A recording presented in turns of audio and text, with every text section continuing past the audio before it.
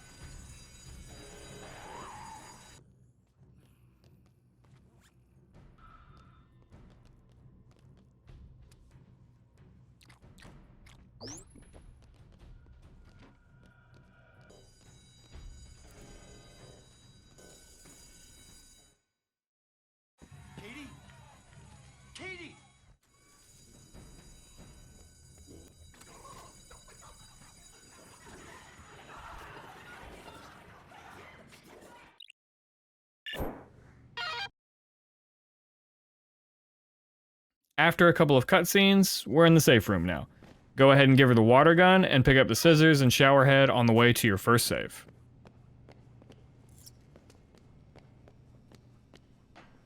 It was so awful out there.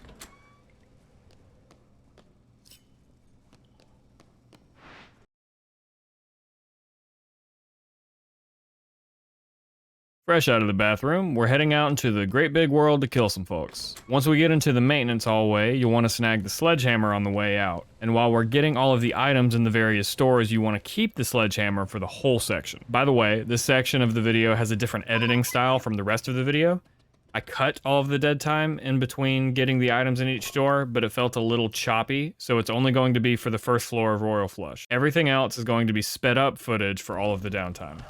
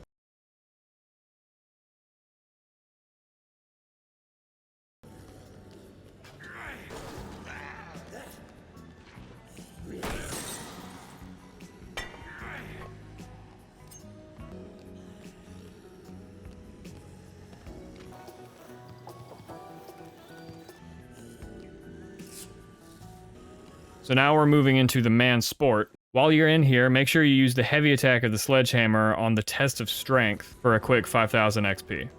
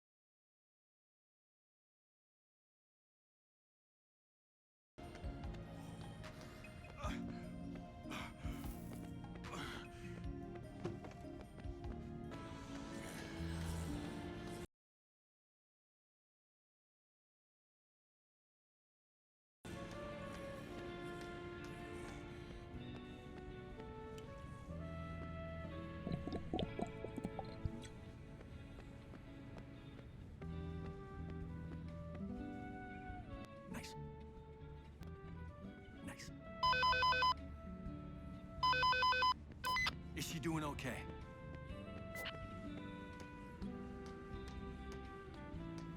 Coming into Roy's Mart, we'll be getting Denise, the worst survivor in the game. But before that, we need to deal with some hooligans.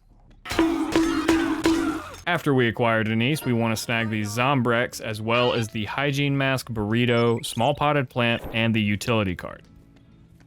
Don't use the Small Potted Plant right now, we'll be using that on the way out of the safe house next time. It's a bit more efficient. Gotcha. And we'll be using the Utility Cart to get back to the safe house faster, which, by the way, is the only type of attack the Utility Cart has, so you don't need to worry about picking it up. The survivors in this game have a nice little quirk where if they're far enough away from you, they gain super speed, so having Denise follow you while you're using the Utility Cart is pretty handy. If you have the time, you should wait on Denise to catch up with her and go ahead and turn her in now. If not, you can get her and drop her off after you save, which is what I did. It'll be faster to do it before you get in the safe house though. I actually did have the time to wait for her, but I was nervous about messing it up, so I hurried in. Once you get in and give Katie her Zombrex, go ahead and save when prompted.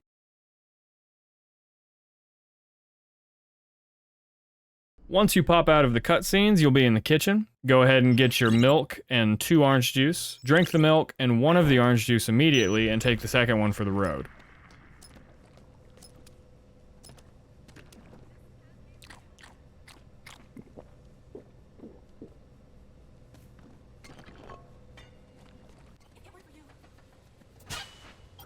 Once you get to the hallway this time, it'll be combo weapon time. Go ahead and make your 2 spike bats using the baseball bat on the way to the maintenance room, the bat and nails in the maintenance room, and the box of nails in the supply closet on the other side of the hallway. You need to commit these to memory too, because we'll be restocking these every time we leave the safe house. If you break one of these bats or even use them more than once or twice, just replace it. You don't want to end up in a position where you swing the bat once and it ends up blinking red. For me, once I got all that situated, I needed to snag Denise and bring her in. The doors reset to closed when you leave the area, which is part of why it's a bit slower to do it this way than to drop her off beforehand. I skipped me actually dropping her off and just got right back to us leaving. We're going to be ignoring Lashandra and Gordon for right now to lighten our load and make our way straight to the craps table.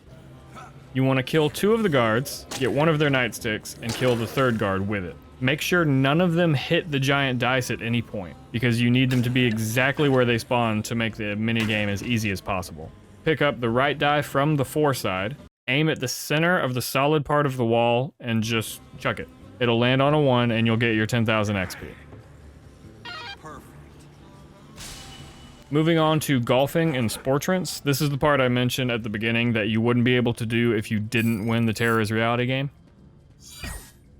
Getting through all 3 rounds in 1 try nets you $14,000 and 16,000 XP.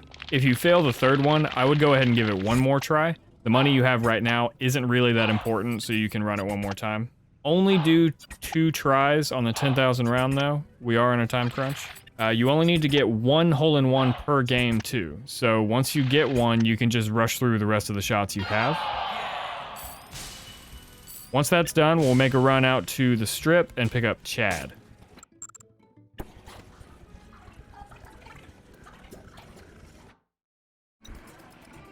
You need to clear the zombies around him, which can be a little annoying, but once that's done, talk to him and take him along for the ride. And while we're out here, you want to stop by Moe's Imaginations and talk to the looter. This will open up the shops, which will be convenient for later, but more importantly, it will get rid of the looter. This game has a system limitation where there can only be 8 characters that exist on the map at any one time. This mostly only applies to survivors and psychopaths, but in my runs trying this out, this looter seems to count as well. So we need to get rid of him. Once that's dealt with, we need to meet up with Rebecca and do that slow trudge through the South Plaza. But before we get moving, we need to get Borger.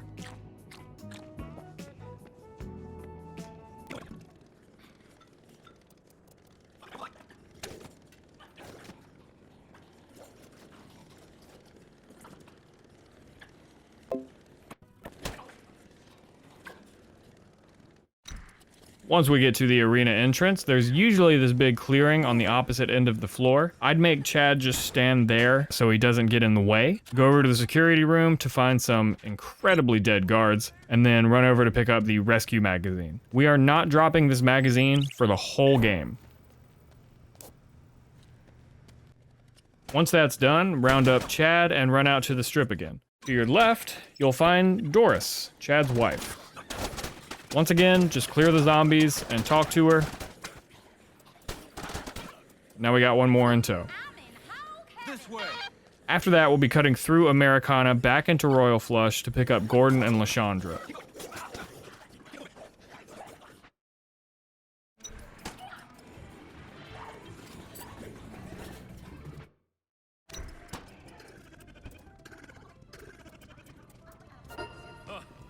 Sweet. Stay close.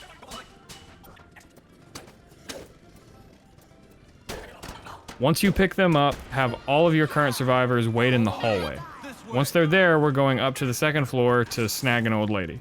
It's literally just a very long conversation.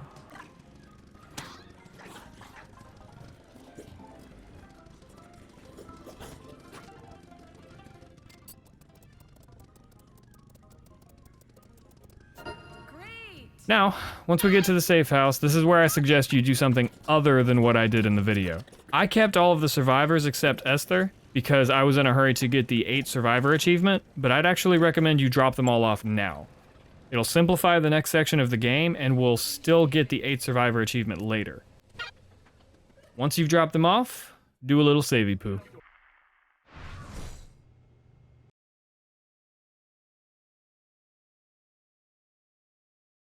Heading out again, we're going to be dealing with a tiger and his caretaker. Make sure you restock spike bats too. If you do still have the survivors, we need to make a stop.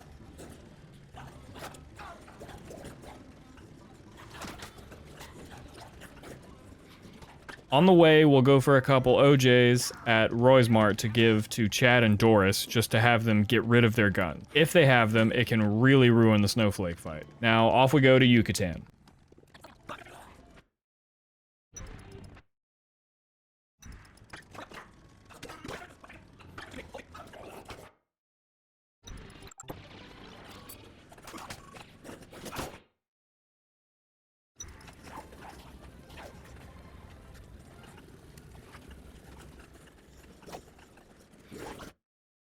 As soon as the cutscene ends, we'll have the survivors stay way the hell away from the fight. Afterwards, just slap the hell out of Ted until he's dead. Not a hard fight.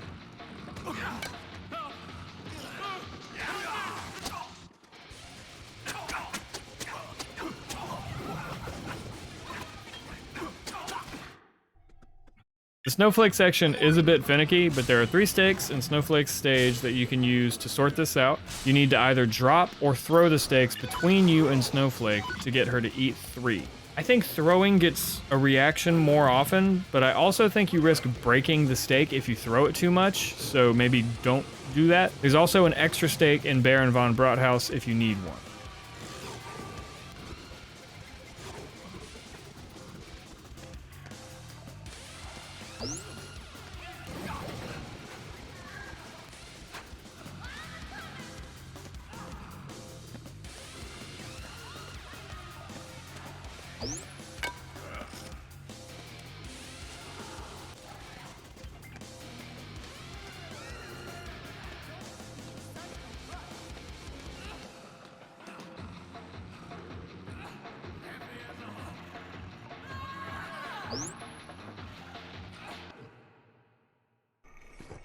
Once the fight is over, you'll want to go into Brothaus and snag the Health 2 magazine. We only need this for one psycho fight coming up, but it'll be useful.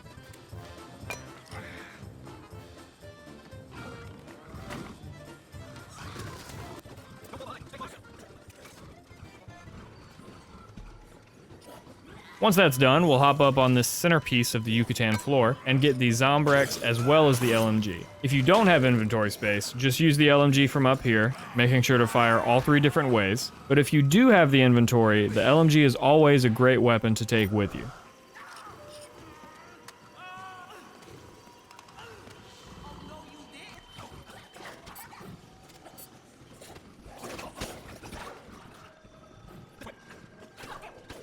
Afterwards, you can send your survivors to take a splash in the water and run behind the cashier's desk into the employees only room to find Lenny. You'll need to follow him and turn on the slots in Yucatan first, but then he'll be on his way with you.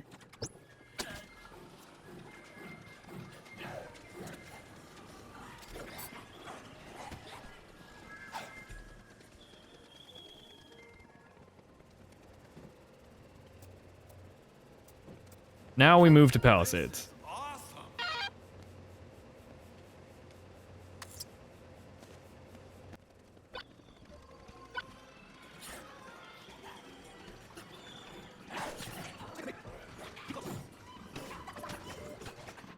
Immediately run in and to the left to pick up Kenneth and Jack. Having the LMG will really make clearing the zombies easy, but if you couldn't keep it, it's no big deal. Once you have those 2, it's time to head back home.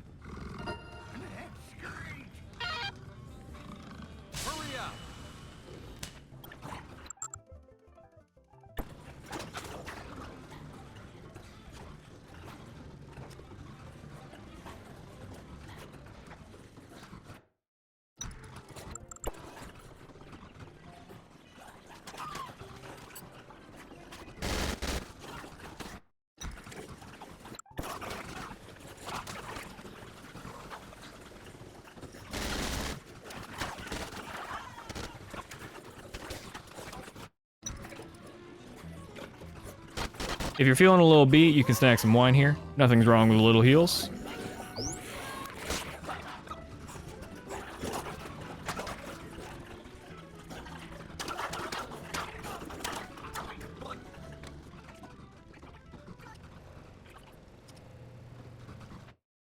Turn in the survivors and make sure you run into the security room and give Snowflake to Katie.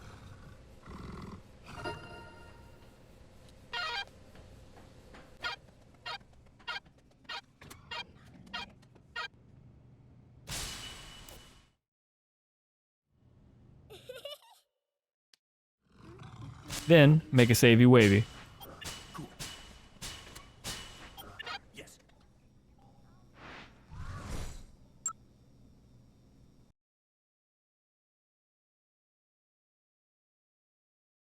Moving out this time, we'll be picking up 2 OJ in the safe house on the way to Americana. Don't use these if you get hurt along the way. They're for a specific purpose later on.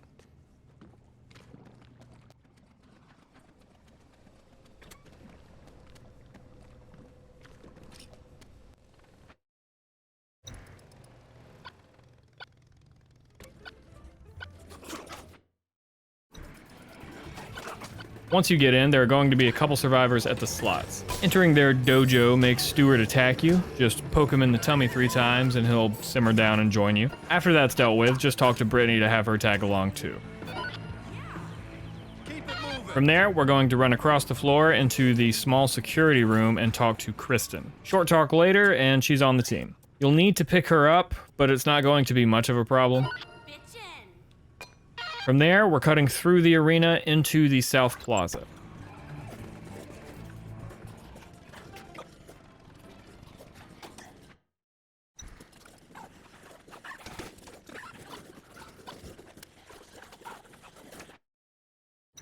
Pretty close to the South Plaza entrance, there's a store that's barricaded. Just run up to the glass panels and kick one to get in. You'll need to talk to John to get everyone to join. Usually, it's a very long discussion, but since we have a woman in our party, we skip that whole process and they join quickly. From there, we're heading back into the Americana and going into the bathroom in the long hallway. We'll fight Brandon here, who is probably the most dangerous psycho in the game, with the exception of one story psycho. Stop in the women's restroom and have all your survivors wait in the very back. Kristen will slowly walk towards you and totally ignore the instruction to wait there. Think of it as a fun little time limit.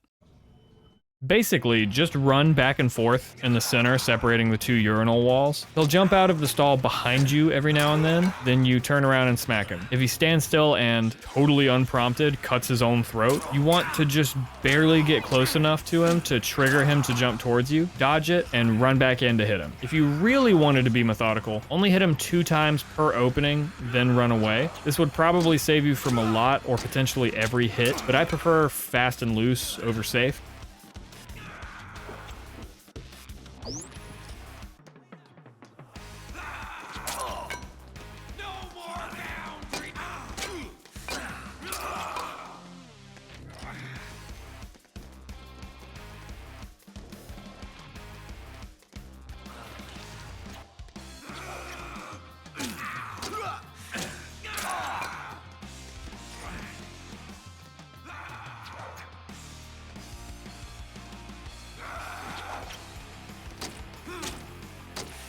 And once you're done, there's Kristen. Cheering you on.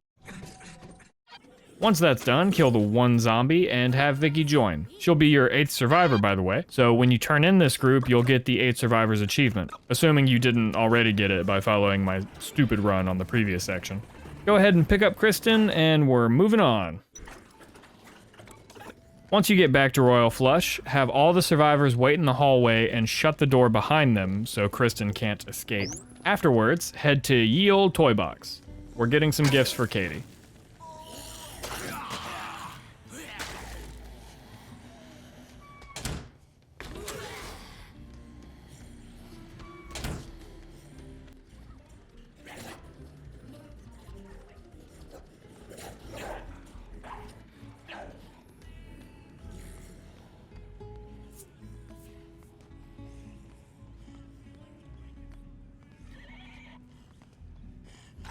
After that, head up on the second floor and break the glass to Children's Castle, where we're getting one last gift for Katie, the giant stuffed bull.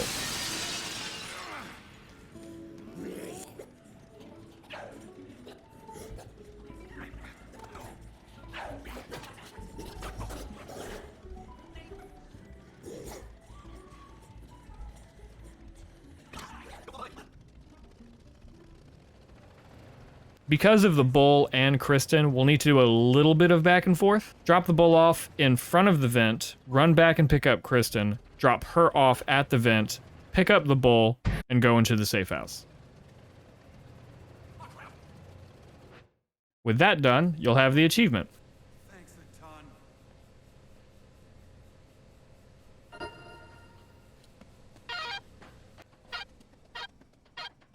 While we're here, give Katie the 4 gifts you have. Then we're running back out for one last stop, the Royal Flush Lookout.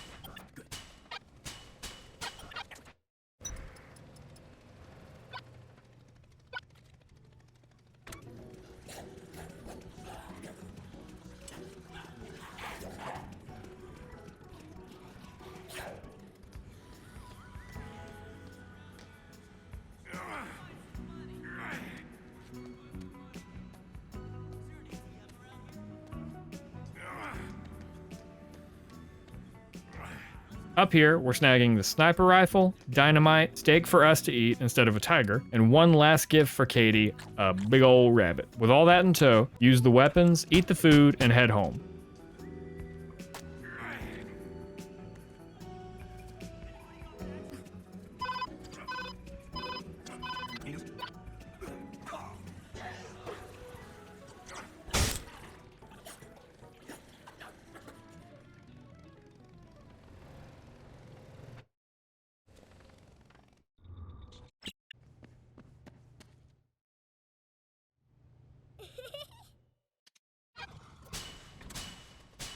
Once you're back in the safe house, go ahead and take a fat shit.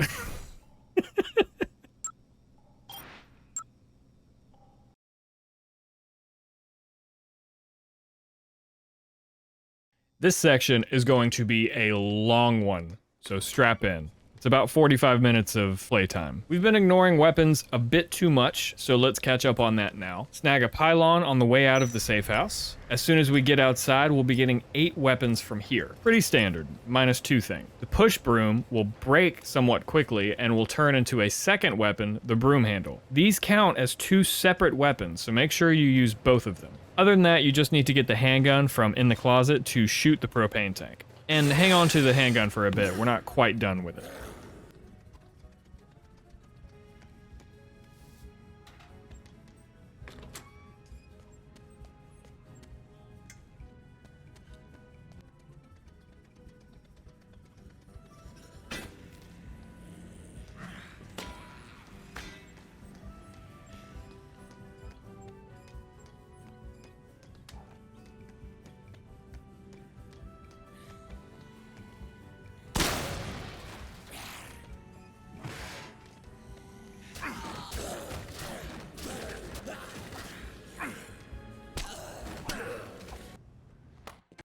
Perfect. Once that's done, we're moving into Americana. There's 6 weapons scattered around right at the entrance. It's a little haphazard, but they're mostly right next to each other.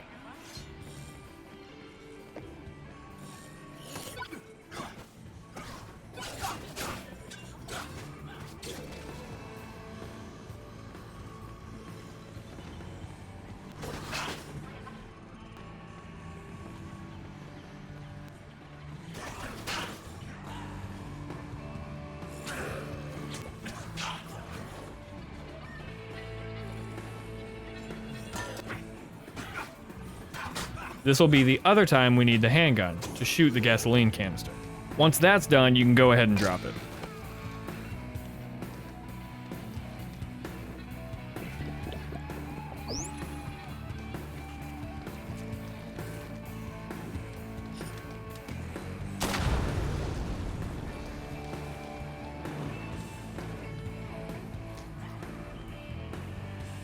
Yes.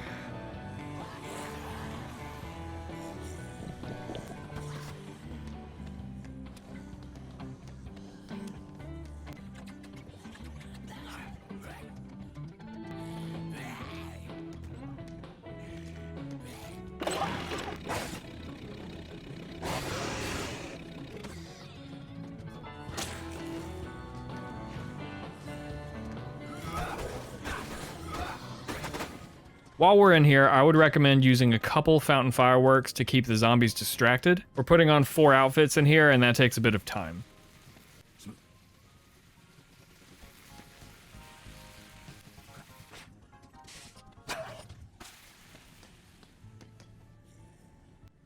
Nice.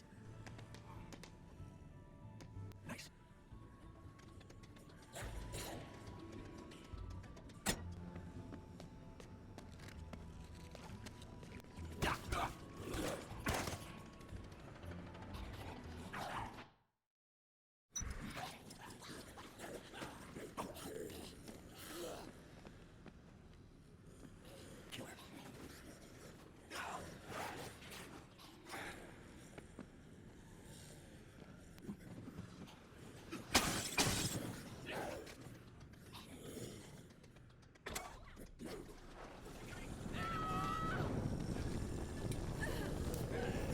Rolling up to Elrod and Trixie Lynn, we'll need to put out the fire with the fire extinguisher nearby. Once that's done, pick up 1 2x4 and 1 protester sign and get to whacking. Afterwards, talk to Elrod and both will join. Stick to me.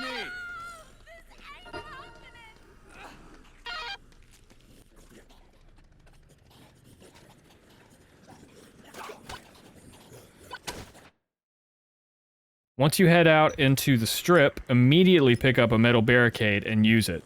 Don't walk too far out or you'll trigger a cutscene that moves you further away from the door.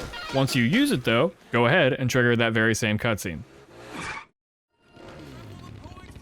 Oh, and make your survivor stand by the cardboard stand after the cutscene is over.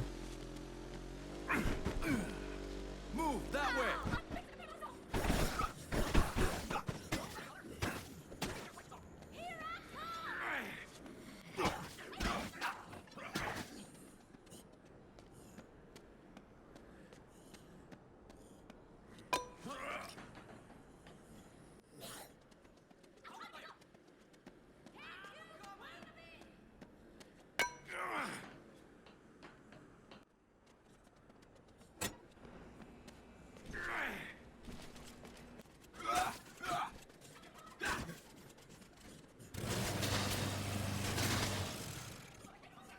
Once that's all done, use the dirt bike to travel between the stores in the Platinum Strip, and when you get off at the first store, have your survivors wait in Cash Gordon's casino.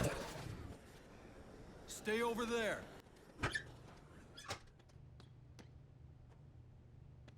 Nice. Yeah, smooth.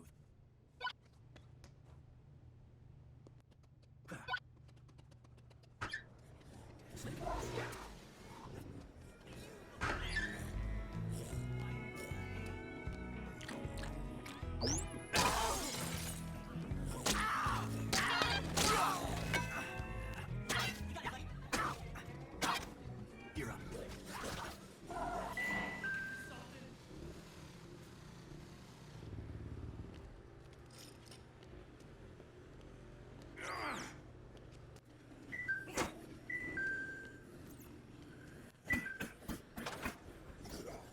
Let's go.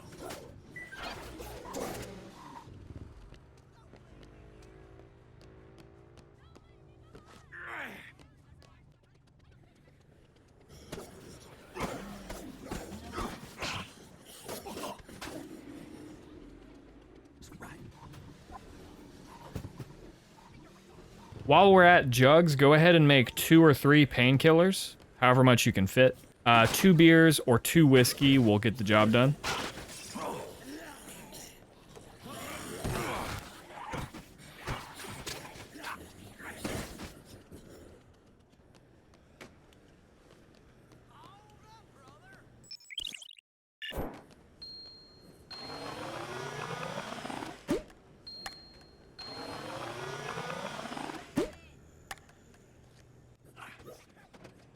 Let's ride.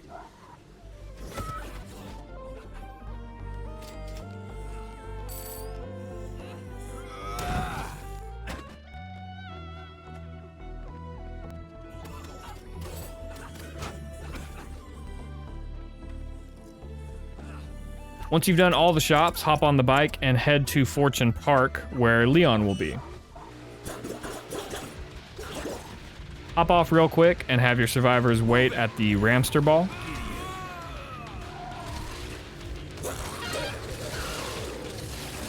After that, head to this specific wall next to the Atlantica entrance. Just sit on the bike until Leon hits you. After he does, his pathfinding completely shits the bed and he can't leave anymore. Just whack him a bunch. Ever since I've discovered this, it hasn't failed once, so you should be fine.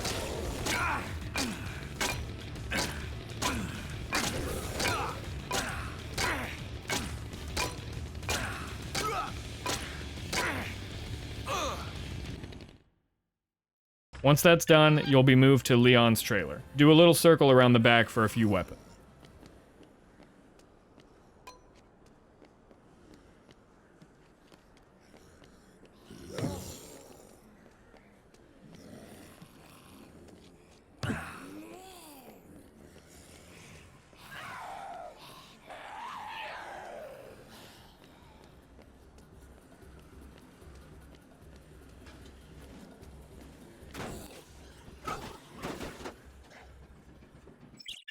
Now, we're dropping into one little duck bingo to get a weapon, a magazine, and the survivor's fin.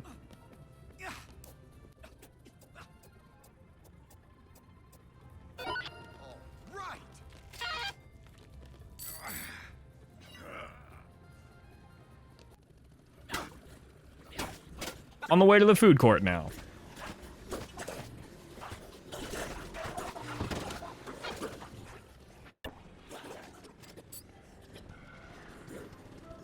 Once you get into the food court, have your survivor troop hang out in the back of Wild West Grill House. Moving on to the Psycho Antoine. Literally just chase him down at every point during the fight. Unless you have to heal, then do that, obviously.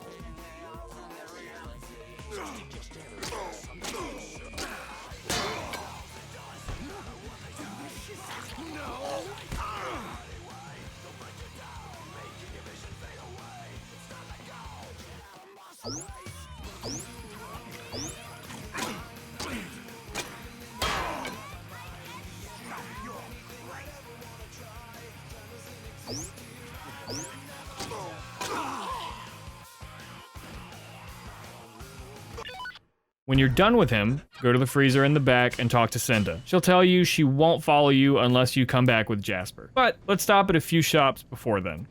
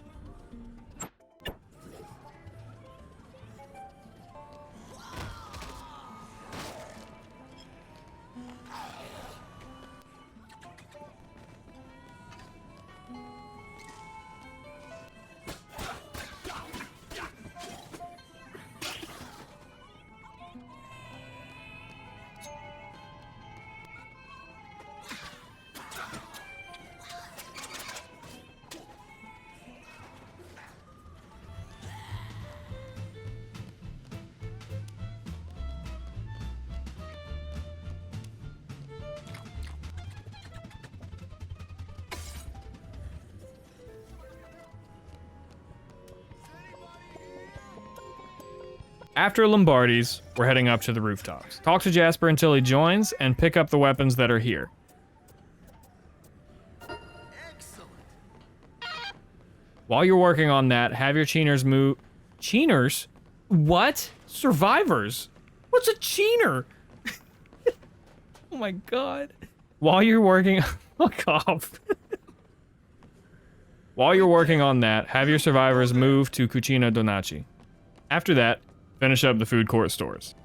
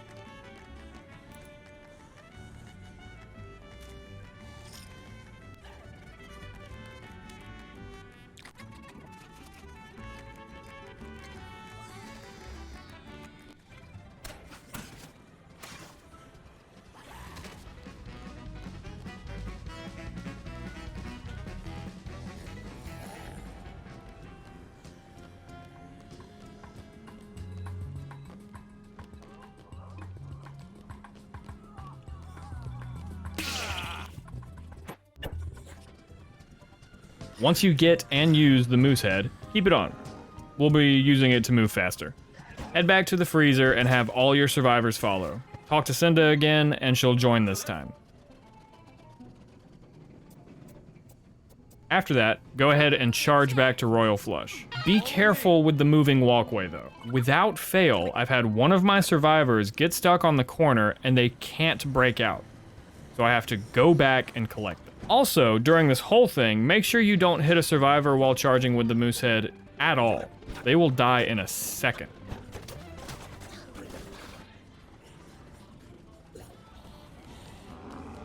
Keep it moving.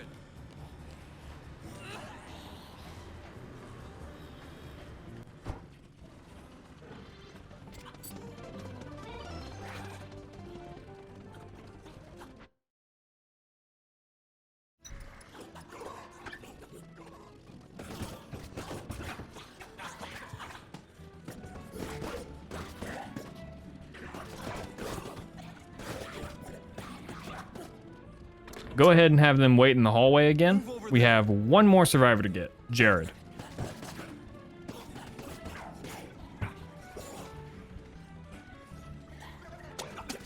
Once you get up to Wily Travels, just talk to him a bit and he'll join.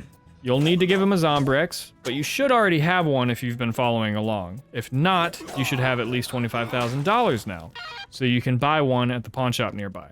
After that, stop by Small Fried Duds and pick up a giant stuffed donkey for Katie.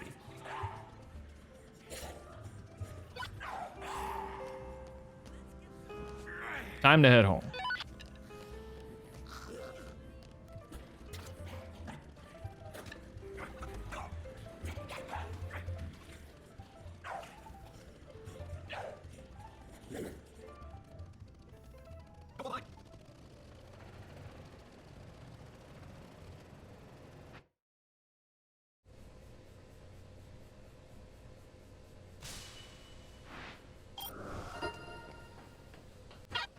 Make sure you give her the donkey, and we're heading out one more time, and we'll be saving while we're out. We're making a beeline all the way to the underground entrance all the way in Palisades. Remember to replace your spike bats on the way out.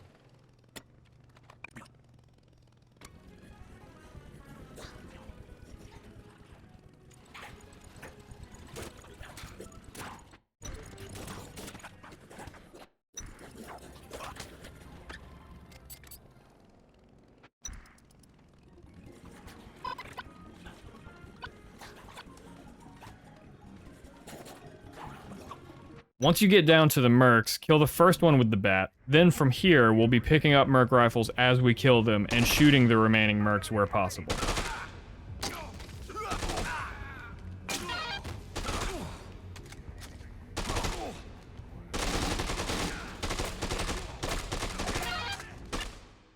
Once you're on the bike section, just hug the left from the beginning. You can make it on the first jump, but you also might bonk your head, so it's better to go for it on the second ramp immediately after the first.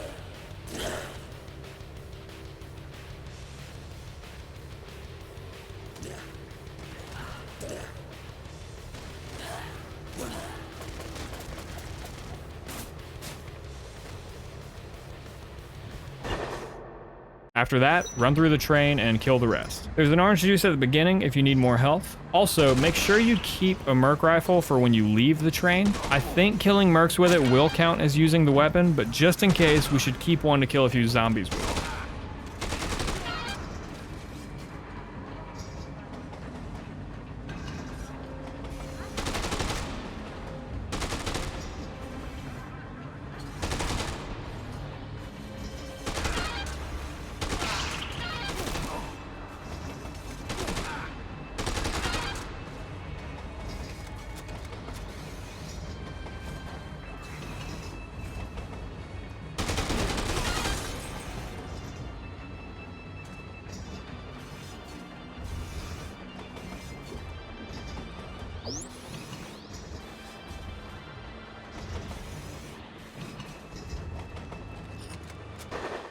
Once that's all done, make that big save.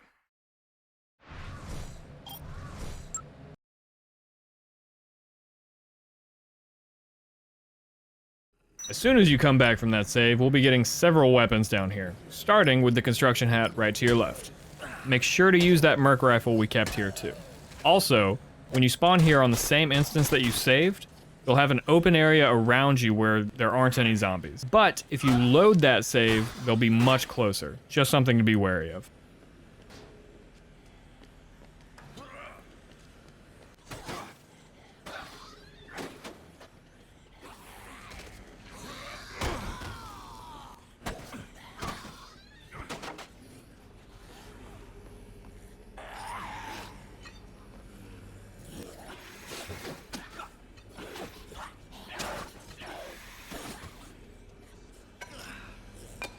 When you get to the assault rifle of this route, I'd recommend you hang on to it if you have the inventory space. Always good to have either the assault rifle or LMG.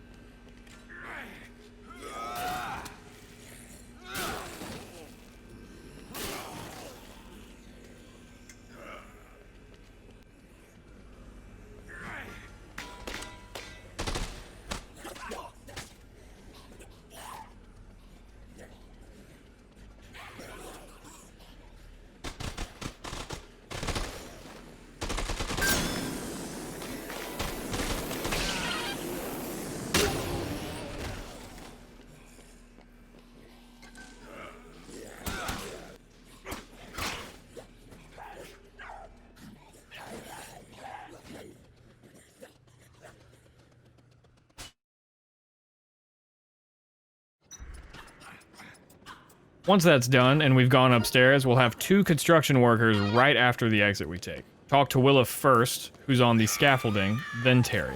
Usually you'd have to carry Willa, but since we got the leadership mag, that's not a factor.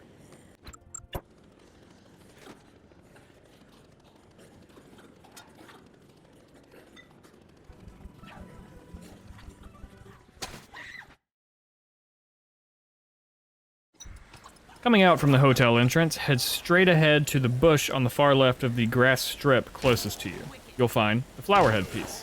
I would have preferred a place with more descriptors around it, but this is the only place you can get it, so what are you gonna do? Now, we'll be dealing with all of the stores in the silver strip, except for Swept Away, which is locked, and One Little Duck Bingo, which we've already been in. Go ahead and have your survivors wait on the concert stage, because we'll be stopping there as well for a few more survivors.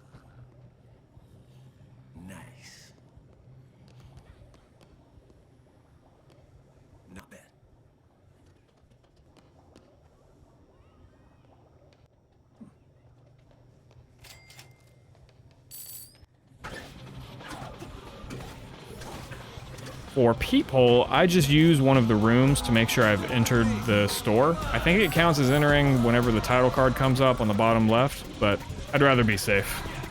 Just for the achievement, I swear. Move that way.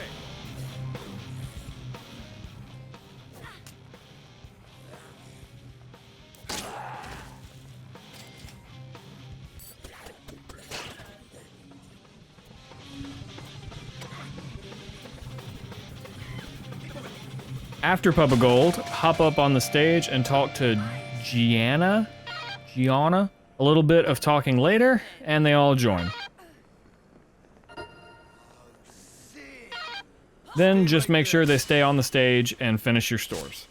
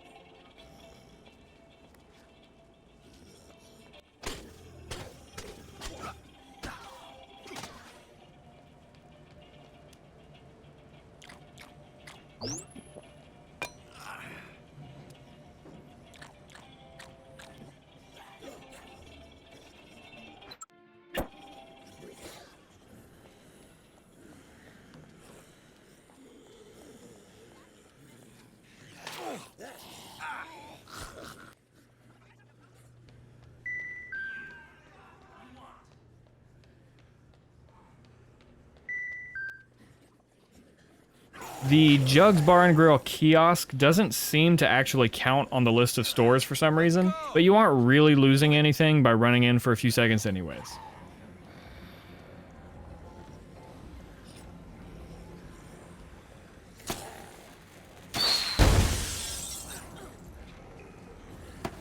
Once that's all done, gather your survivors and head back to Royal Flush.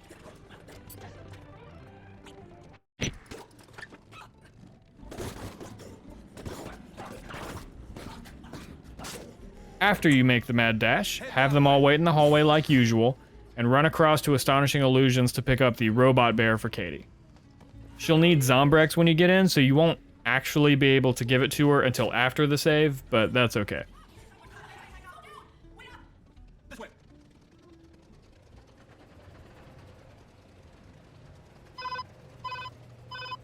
Drop off your party and get a nice survivor combo card.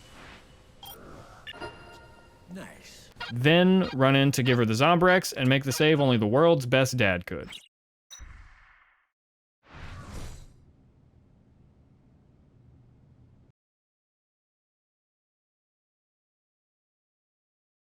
Once you're back in control, go ahead and give her the bear.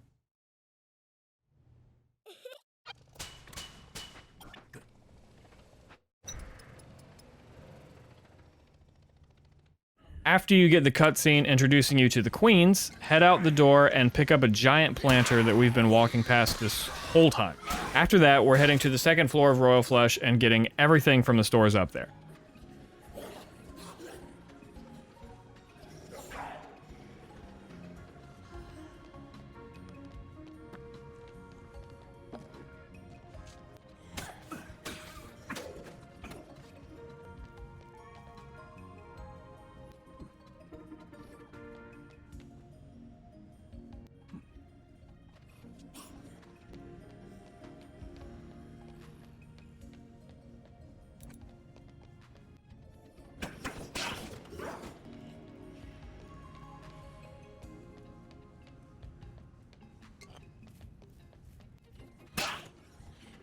Quick note in here, I don't actually pick up the hunk of meat in this clip, but it's right next to the machete.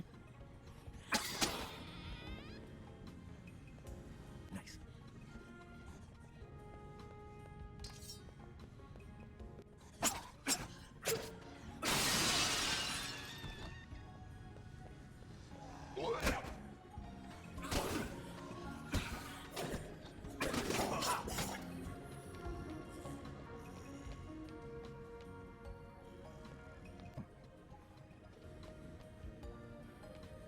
Yeah, smooth.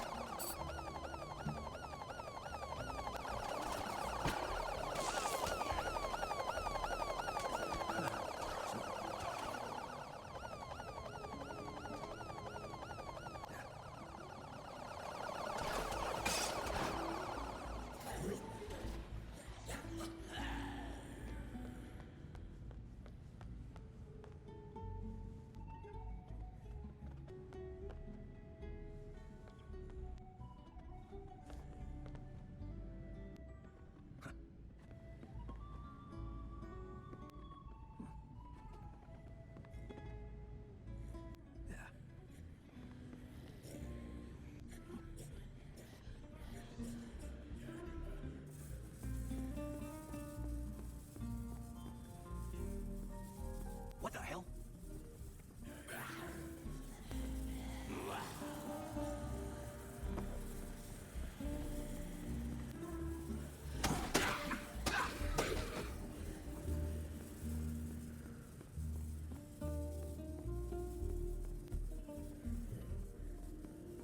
You. What do you want? Yeah, I got.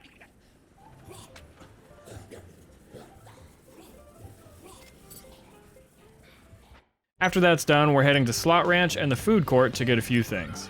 First, the fancy tall and small chairs on the Slot Ranch floor.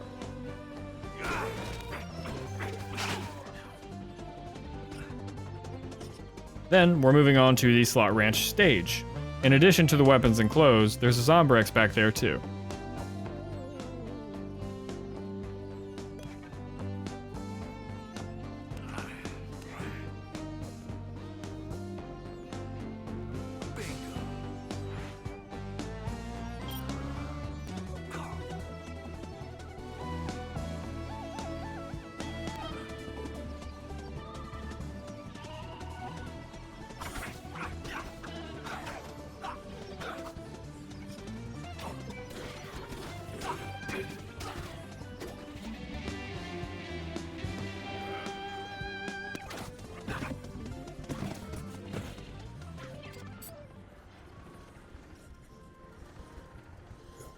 Back in the food court, we're only getting a couple things.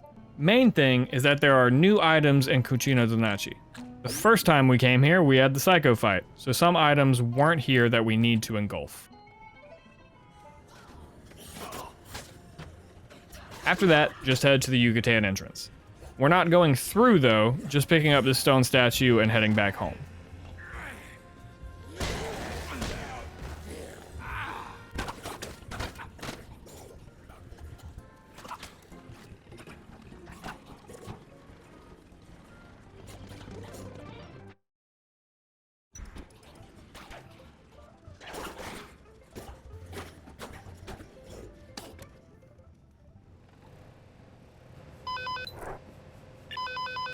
Yellow.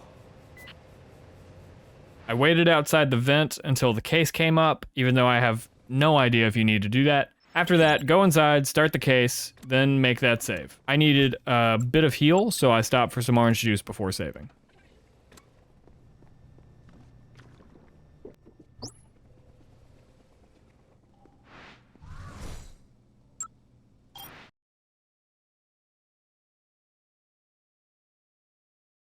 Heading out this time, remember to restock on your bats if you've used them at all, and pick up the sledgehammer in the hallway. Once you've done that, we're heading up to Kathy's space to pick up the 3 girls on a shopping spree. But before that, we have a quick pit stop to use a lawn dart on the way.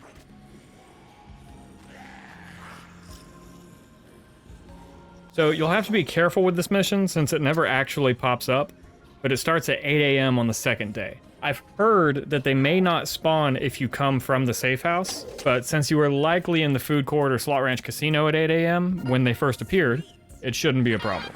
If it is, just go in and out of Slot Ranch one more time.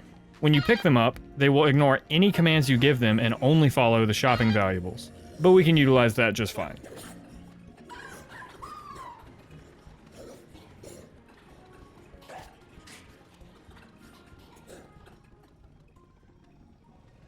Head back to the vent and set the shopping valuables down at the vent, and then head back out to Style and Toddlers to pick up a giant stuffed donkey for Katie.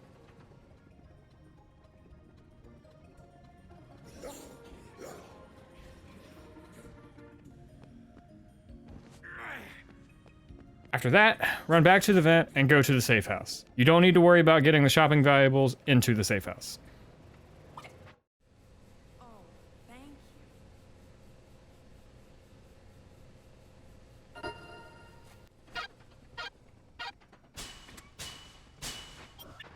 Cool.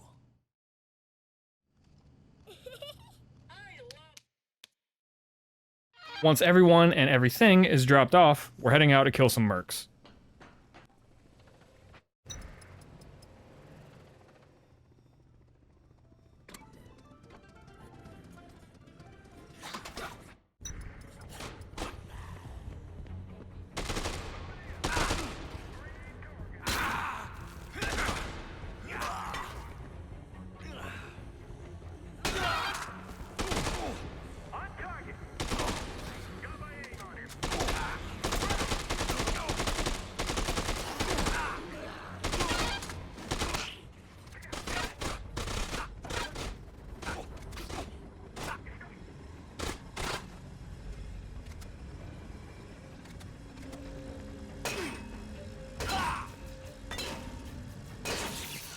If you need to heal at all, there's health items that I run past on the way out.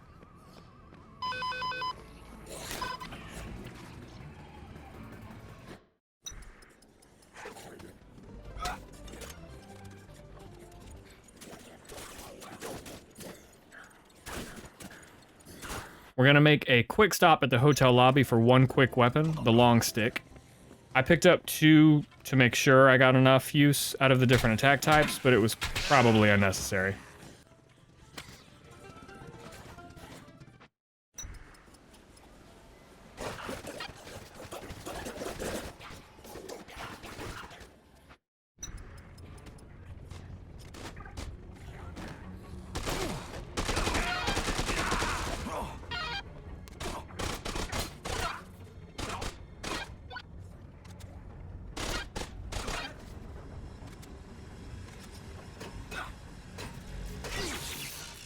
If you go into the side room here, there's whiskey and pizza for another heal.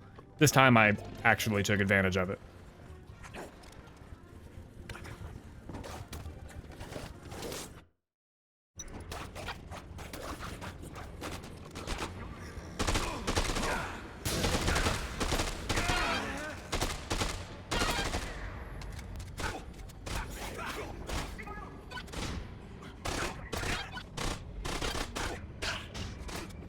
Once you get in here, make sure you snag the LMG on the floor and use it on the drill. It's very fast.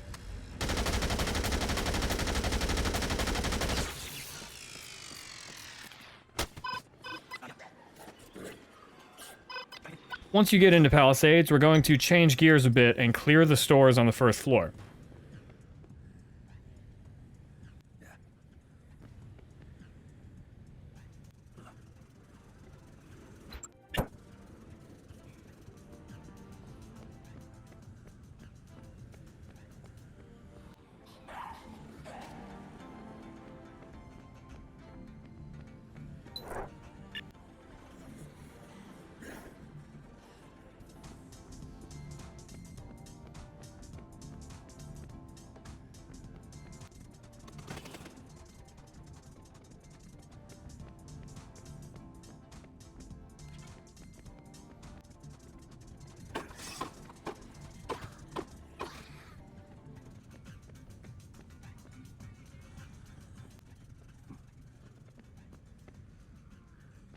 Yeah, smooth.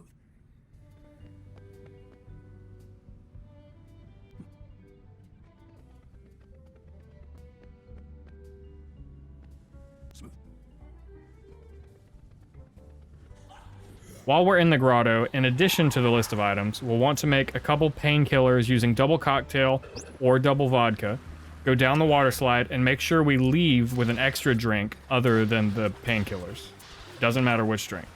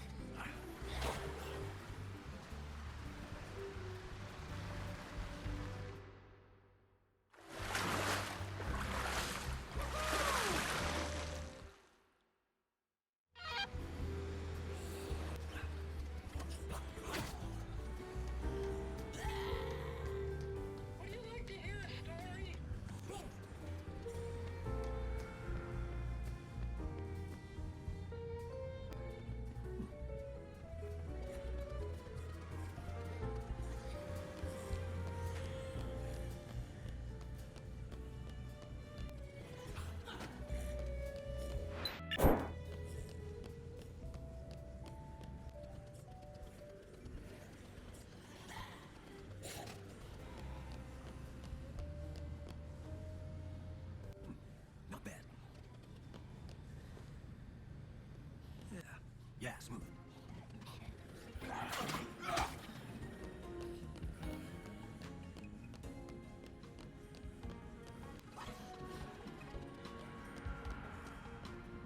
Yippee!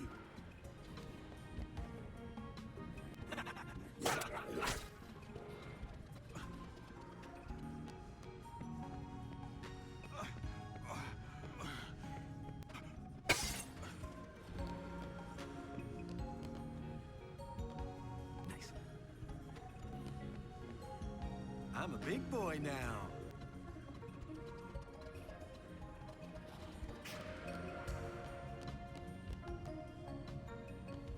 After we've done every store, it's time to head back to Venus Touch into the back room to pick up Lynette.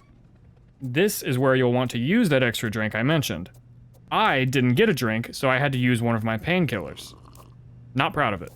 After we pick her up, she'll lead us to the secret route up on the second floor. Make sure we go into and get everything in every store from here to the shortcut. It'll be a little irritating dropping and picking up Lynette the whole time, but it's not too bad.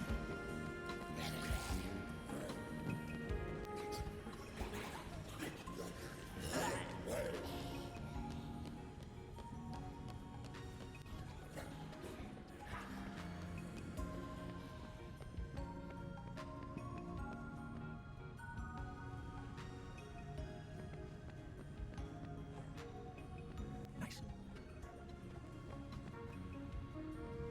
Sweet. Nice.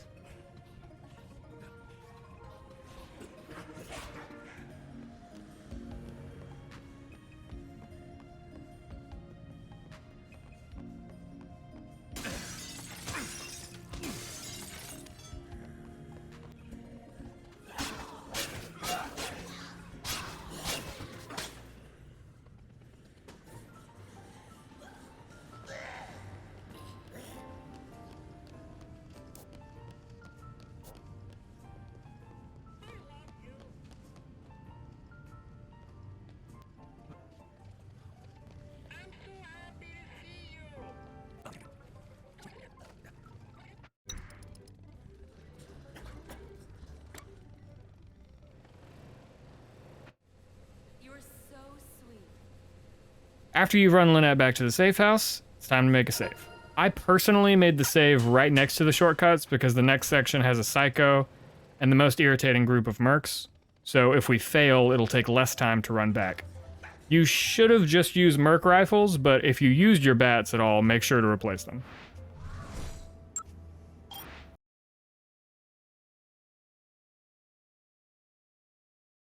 Now we're going to finish up the stores in the second floor of Palisades.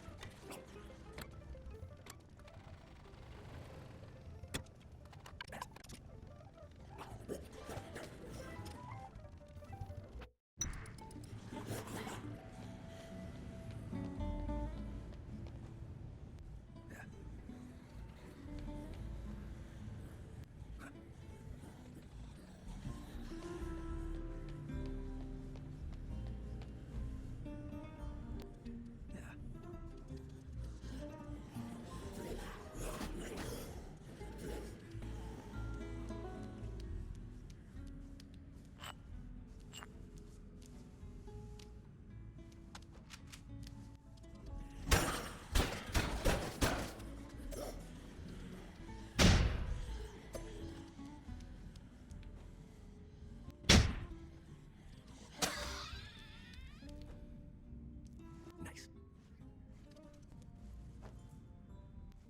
Yeah, smooth. On your way out, make sure you pick up a sniper rifle. I'll explain why later.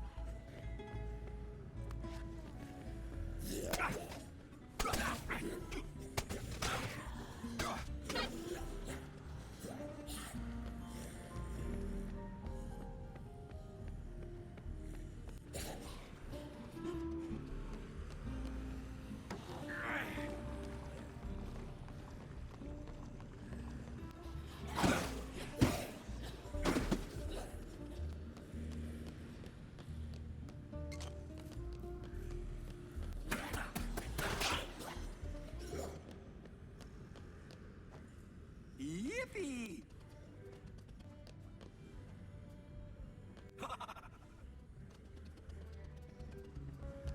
Hey, you. What do you want?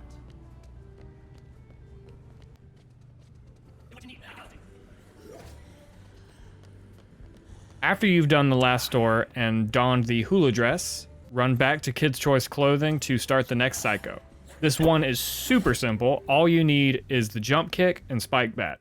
When the fight starts, he'll make 3 passes at you. Then, after the third, he'll shoot 3 fireballs at you. You just need to strafe those, then run up and jump kick.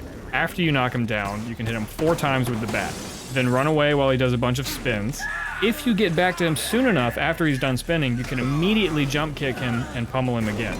But if not, you'll just have to dodge him making the 3 passes and shooting the 3 fireballs again.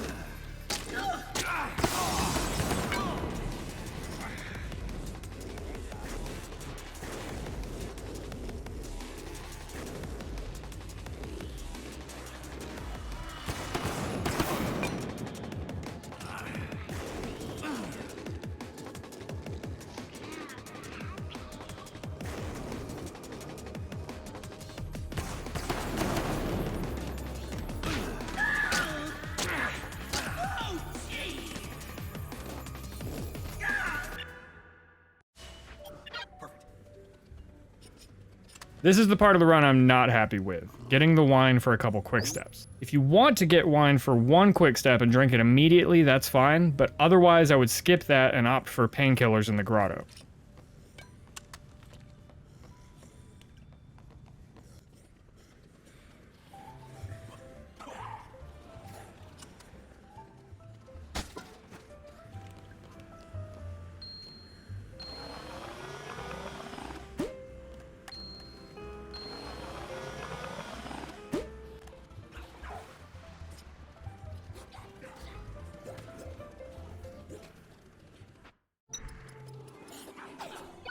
Just a couple quick things in Atlantica.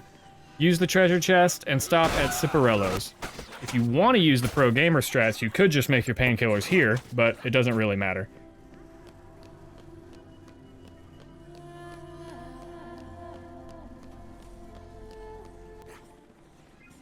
This is the part of the video that's stinky, and I would appreciate if you looked away. So I made a run for the water across the gap, which does give you a safe place from the zombies, but the mercs can definitely still hit you, and any hit will take you out of zoom with the sniper. So I think the better play would have been to just charge them straight up with the LMG and mow them down.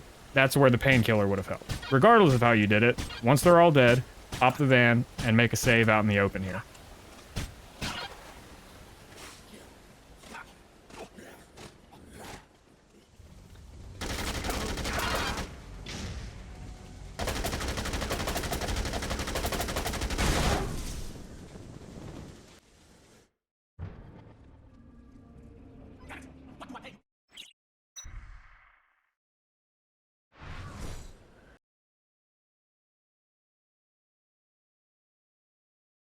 As soon as you're out of the save, let's run straight to the next psycho, which I would say is number 3 in difficulty.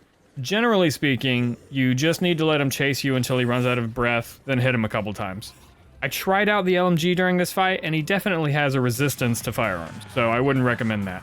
The most consistent way to get an opening is honestly just to get hit. If this happens, he'll do a taunt, and you can hit him a few times. This is the other reason I suggested that Painkiller was better than Quickstep, because you'll take a lot of damage in this fight, and Quickstep isn't really suited for it.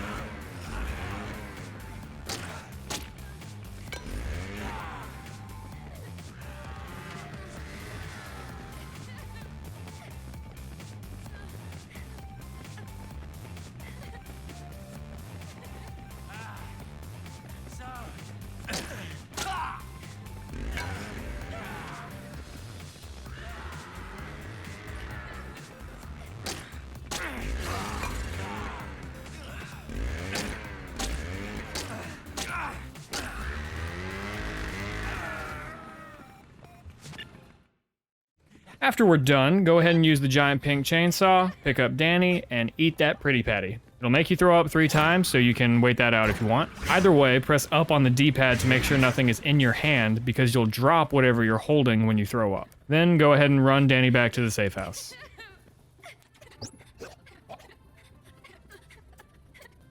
Perfect. Follow me. Okay.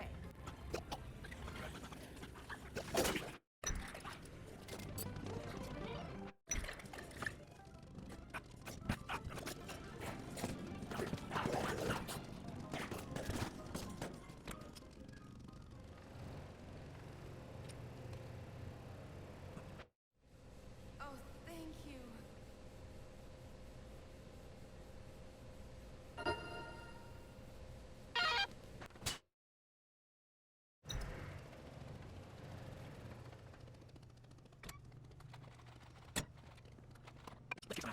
Good news!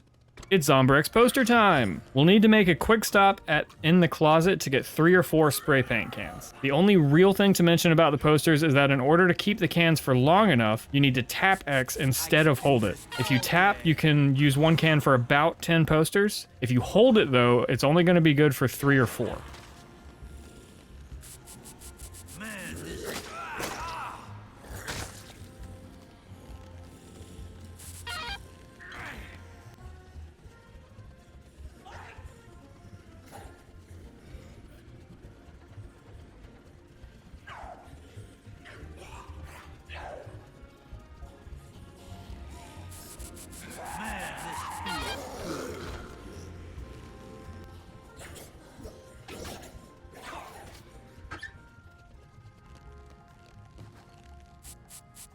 I could do this all day.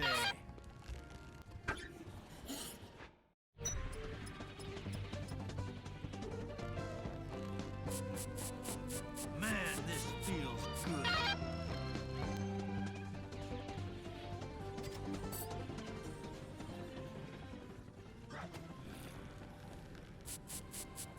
I could do this all day.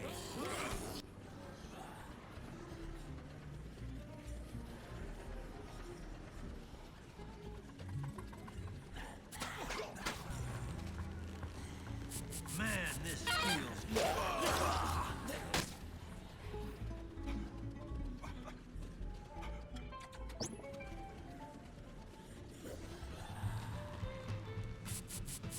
Man, this feels good.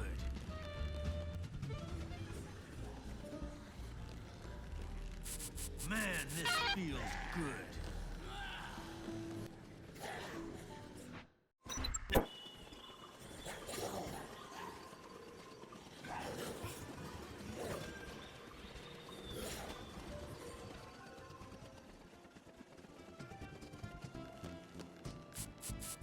I could do this all day.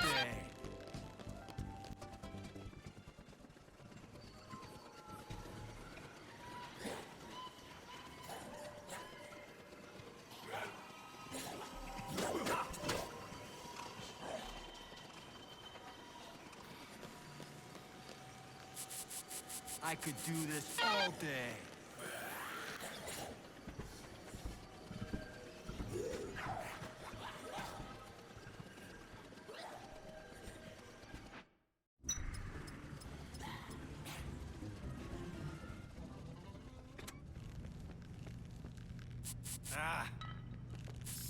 I could do this all day.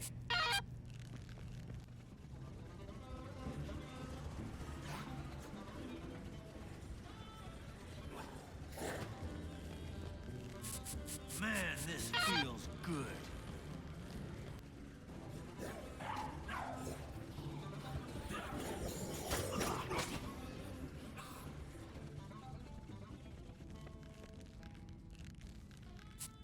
Man, this feels good.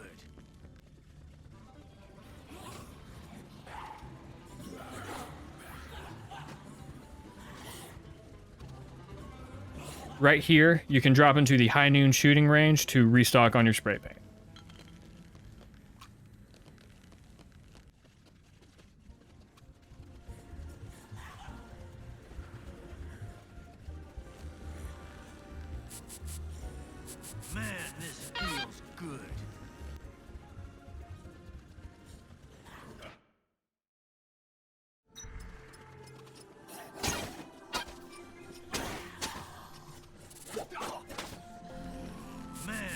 feels good.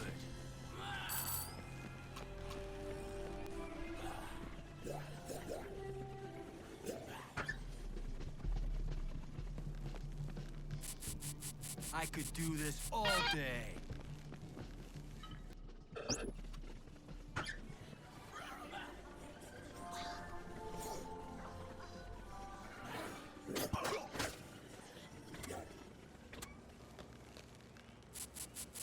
Man, this feels good.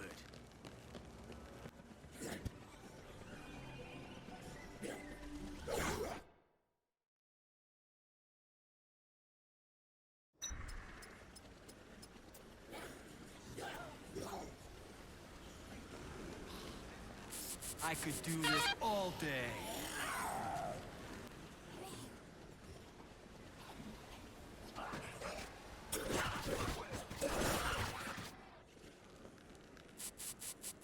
Man, this feels good.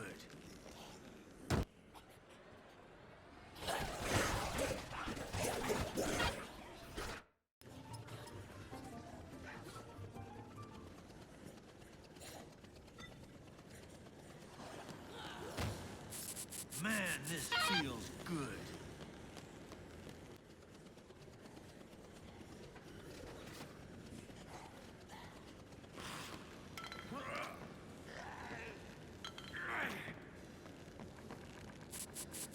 I could do this all day.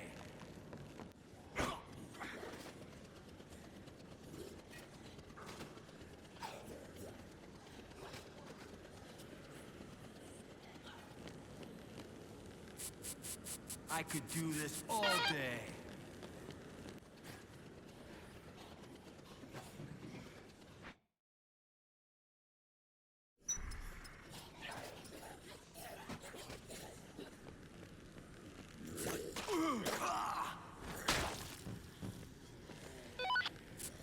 Man, this feels good.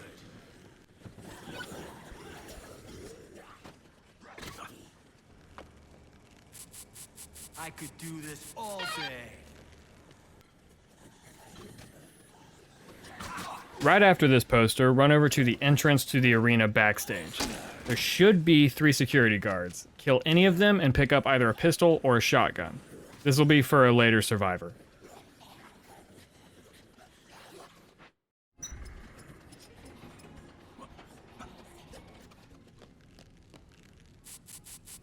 I could do this all day.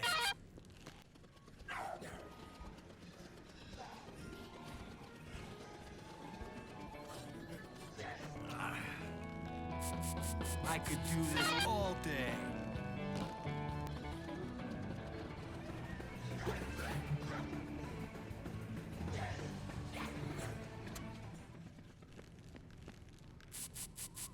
Man, this feels good.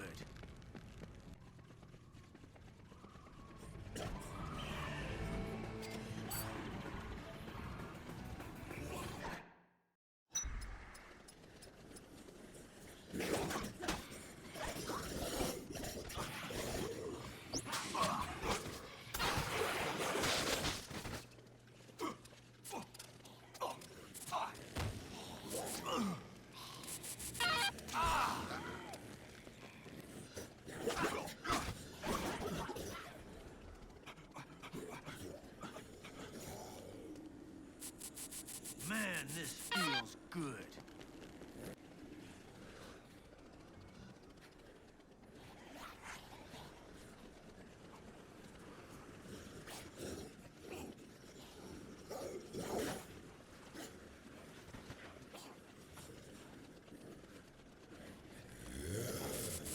Man, this feels...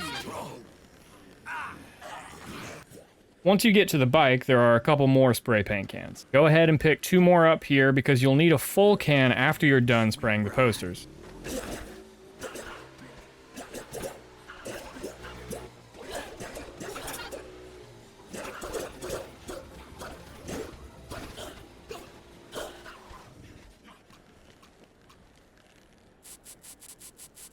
Man, this feels good.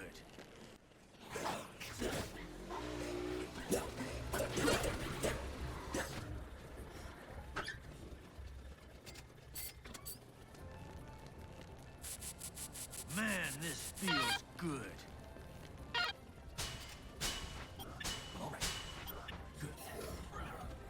I don't spray this last one because you only actually need to spray 33 of them, and there are 34 in the map.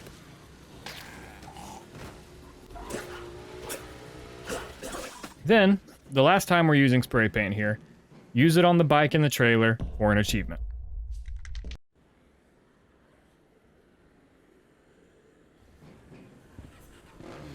We're heading back to the safe house, and we're picking up Janice and Luz on the way. Janice is the reason we need a gun, because he won't take you as a bodyguard unless you have one. Swell.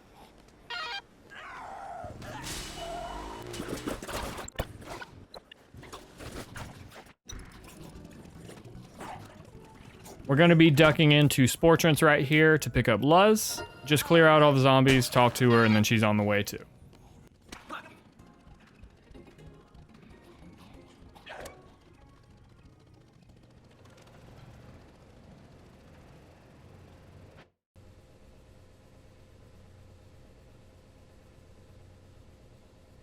Once you're back in the safe house, just talk to Stuart to avert a mutiny.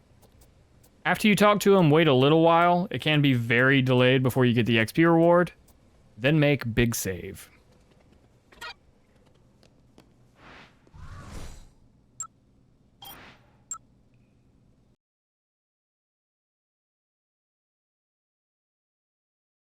This section is going to be short and sweet. We're stopping at a couple stores for gambling magazines, then a psycho fight in Yucatan. As usual, restock on your bats if you need to, and when we pick up the second magazine, we'll be in Palisades. So you should stop in the grotto for more painkillers while you're in the area.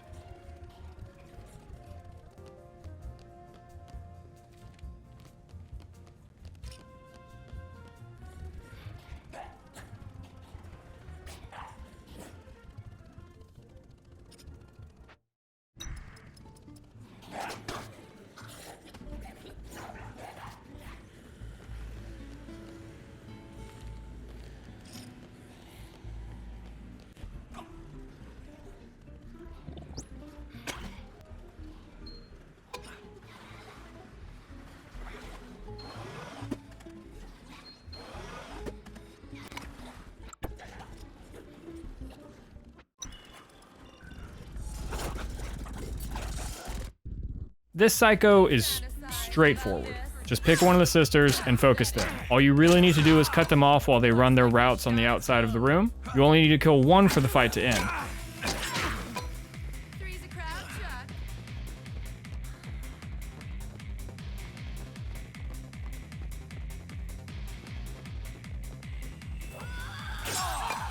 Red really suits you, Chuck.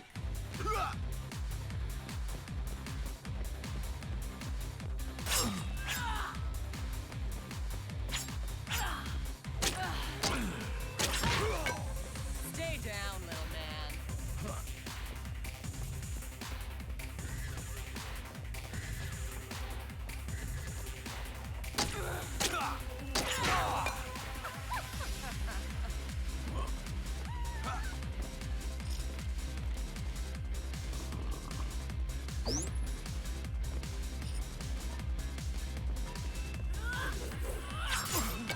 That all you got, Chuck?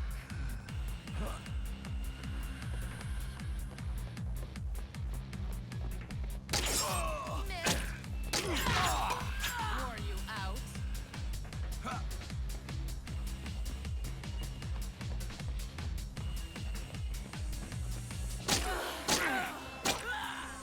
He'll be hard soon. From rigor mortis.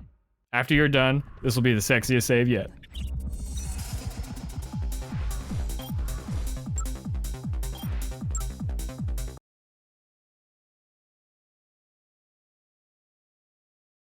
As soon as you come from the save, make sure you pick up the katana sword near your feet. This is the only one on the map. After you leave the nightclub, we're stopping in Baron von Brothaus for the Stick 'em Up achievement.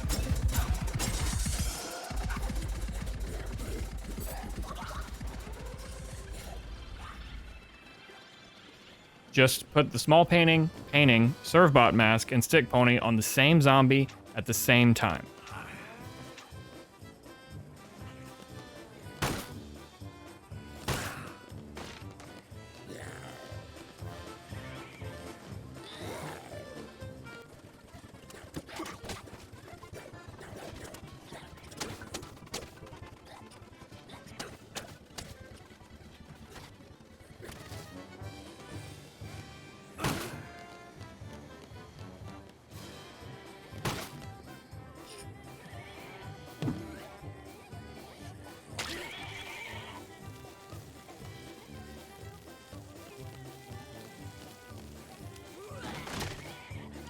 Then, we're heading to the employees only room for clothes and heading outside for the third gambling magazine.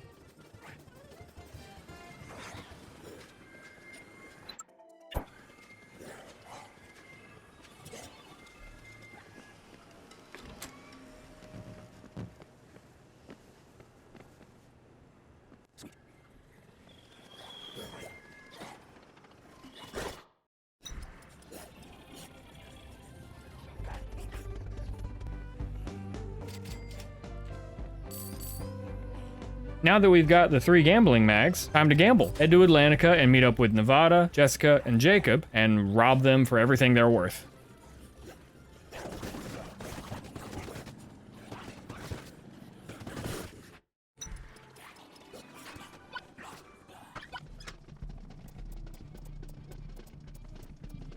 I don't know much about poker, but in my limited experience, always raise. Except for when you get pocket aces or something like that, then just absolutely go all in. Anyways, a while later you'll win or whatever. But seriously, because of the 3 gambling mags, about 80% of your hands will be very good. It'll be very hard to lose. I just suggest raising and going all in so you can get it over with quickly. After you're done, you'll get $1 million and they'll all join you.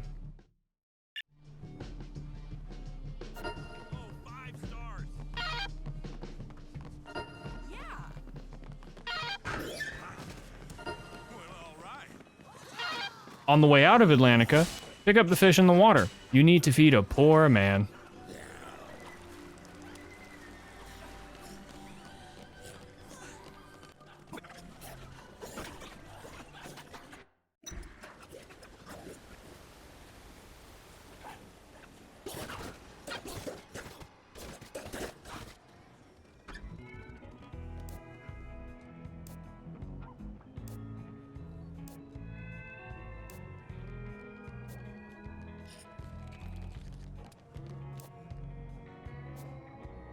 Richard is the poor man. Give him a whole raw fish and he'll join you. Then, back to Palisades.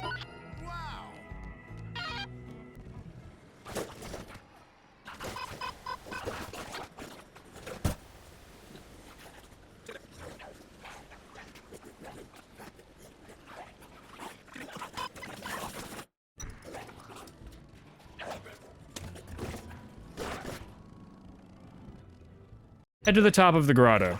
You can make painkillers while you're here if you want. Anyway, just talk to them and they'll join you after you give them $10,000, which should be nothing because you just won $1 million.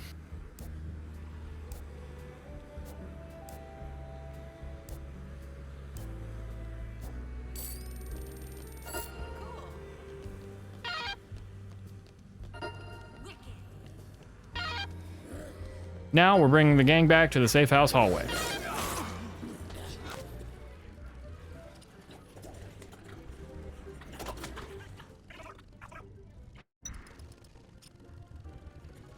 Once you get back, go ahead and have the survivors wait in the hallway and shut the door behind you. We've got a psycho to fight.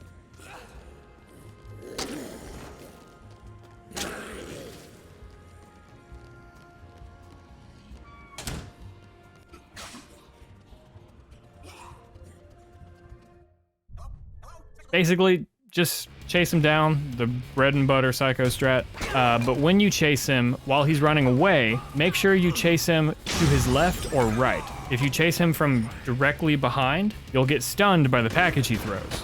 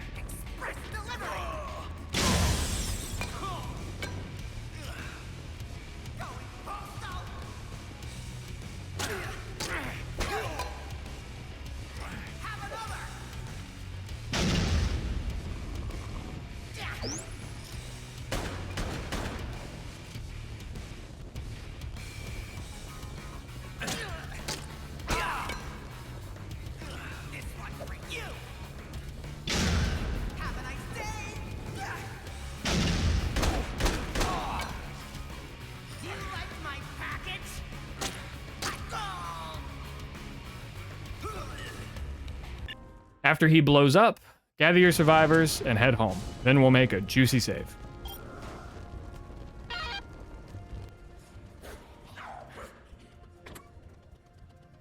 Get close.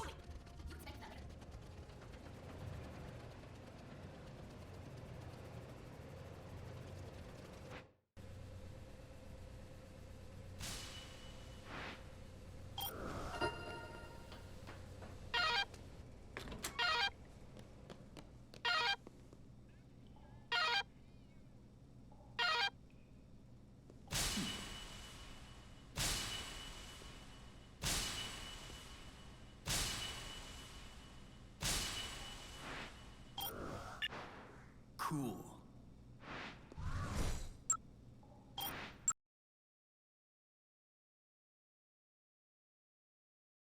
This part is very straightforward. We're using the gambling mags we've got to farm a little money. Make a run for Slot Ranch, and it's the huge slots on the far wall. Always bet 1,000, and make sure that when you clear out the zombies, you don't hit the machine. 3 hits, and you'll break it. Gamble until 7:30 when you get the second radio call to give Katie her Zombrick. Then, of course, head back to do that, and save right after.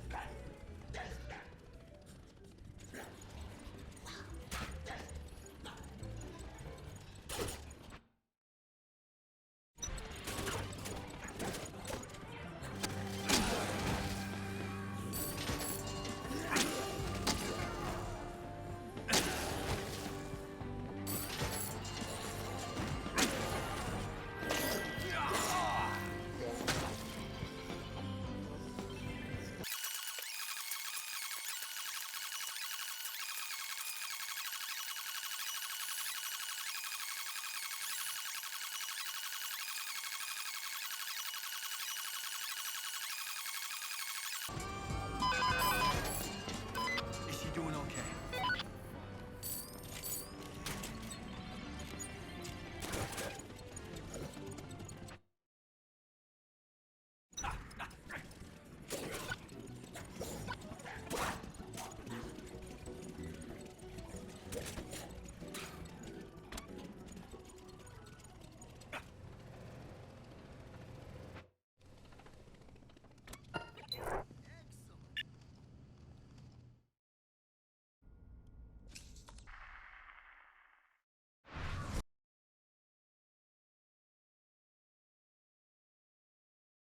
Coming off this save, go ahead and drop your Gambling 1 magazine, the one with the girl that has a bow tie.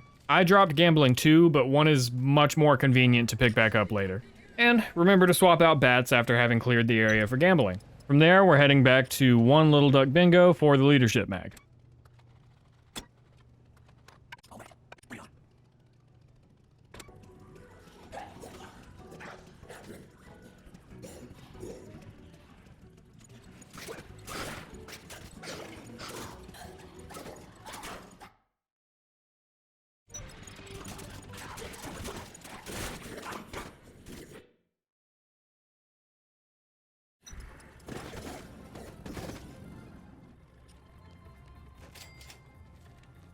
Now run across the street onto the concert stage and do a bit of climbing to get to the chainsaw. We'll be using the chainsaw on the bike in the trailer. After you've done that, we're getting 1,000 kills with the bike. You should have plenty of time, but the cutoff for this is when a slave to fashion appears.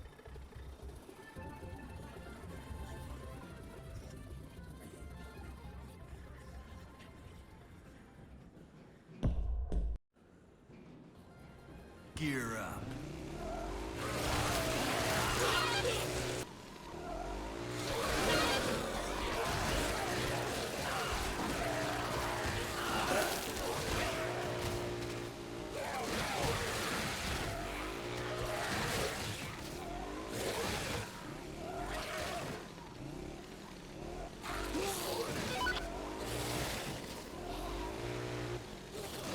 When it pops up, go ahead and run into South Plaza to fight Seymour.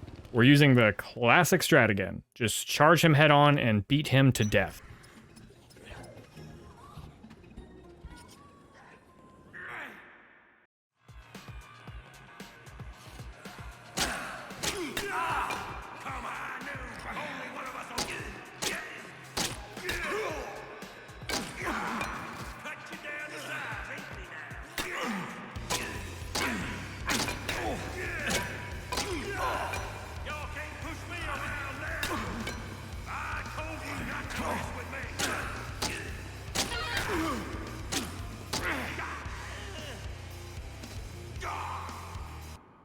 Now we're getting a weapon and some clothes.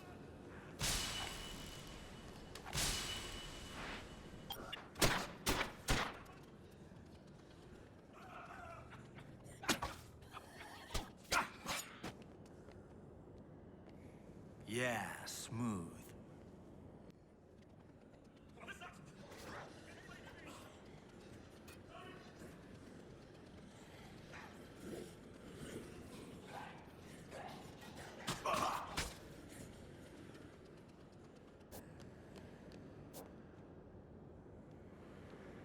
After those, we'll want to pick up plates and a cement saw for the tape it or die mission. Then we're picking up Ray. And now that we're in our underwear, we can pick up Europa as well. After those, time for tape it or die.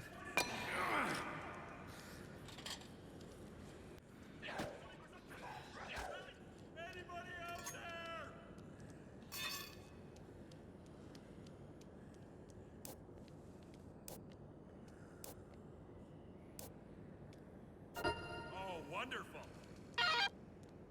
Stick close.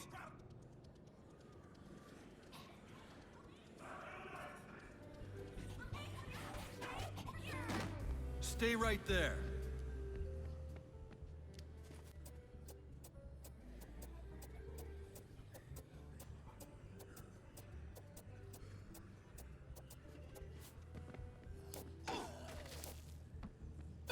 Like, cool. Stick to me.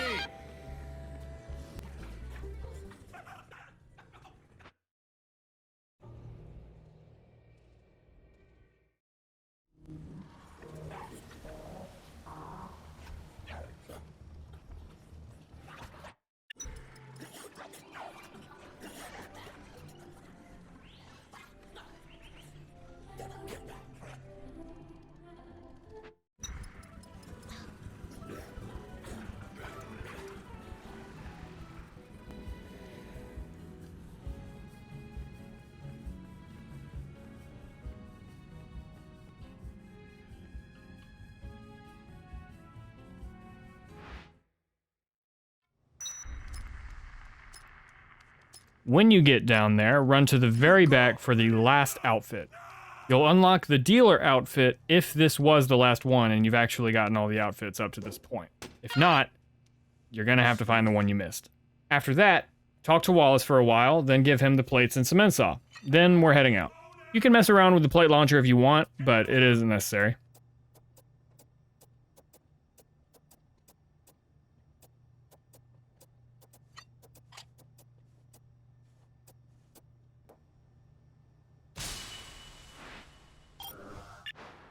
Right on.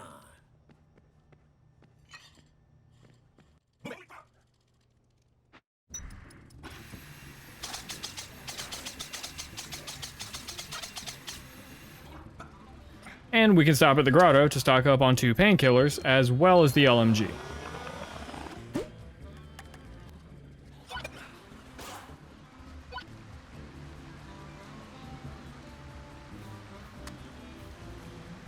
Afterwards, head to Slot Ranch using the shortcut.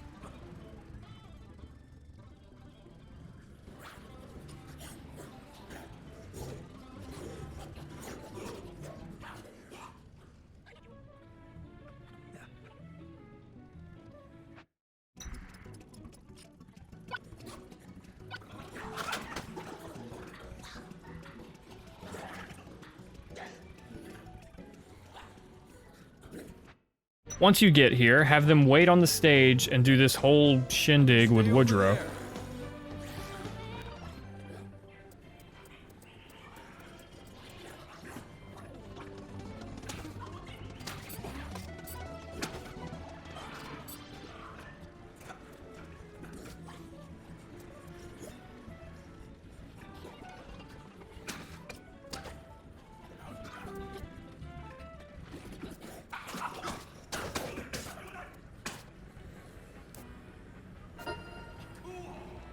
Now, we're bringing everyone home.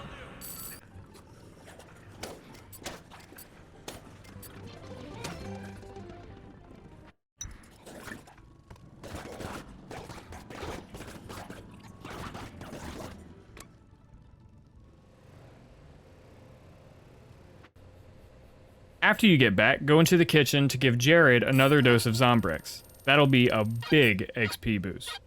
Then, big save. Cool.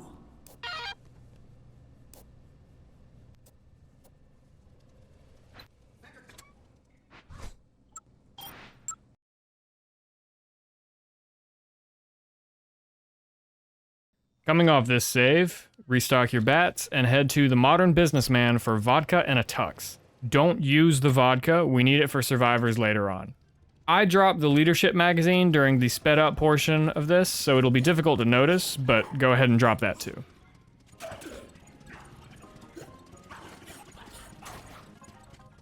After suiting up, time to kill some rednecks.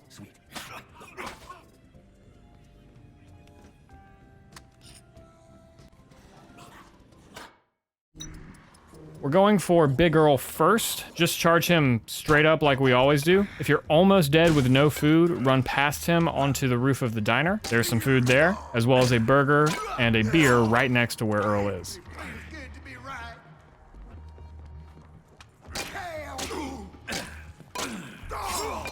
Lie down, take it like a Canadian. Crack chance. Well, there's real good practice for border patrol.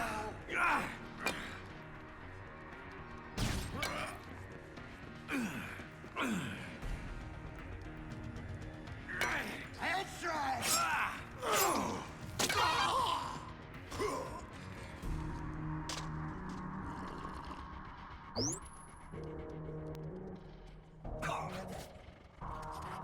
From here, we're stopping at Jugs to make some painkillers, then moving to the back alley onto the roof.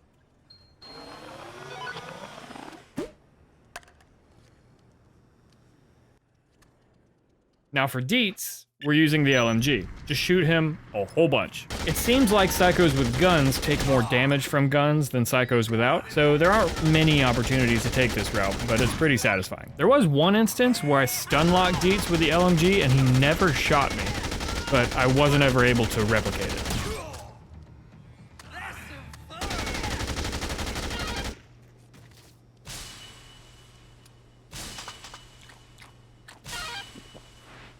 After he dies, heal up with the food up here and make sure to drop the LMG before you leave. Otherwise, the new LMG we're getting won't spawn. If you have the inventory, getting up to 3 painkillers can't hurt. Then do a bit of climbing to get the LMG.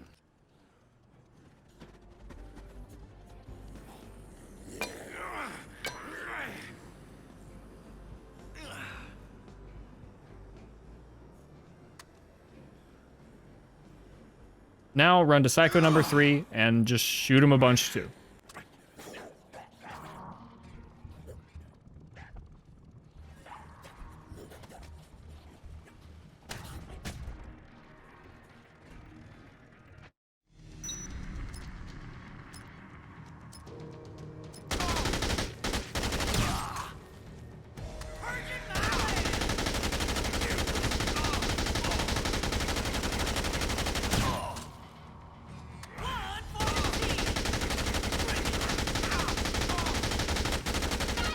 Snag some food items up here and head out. This time, keeping your LMG. Onto the 4th Psycho. Gun him down until you're out of ammo, then chase him down with a bat. Use a painkiller if things get dicey.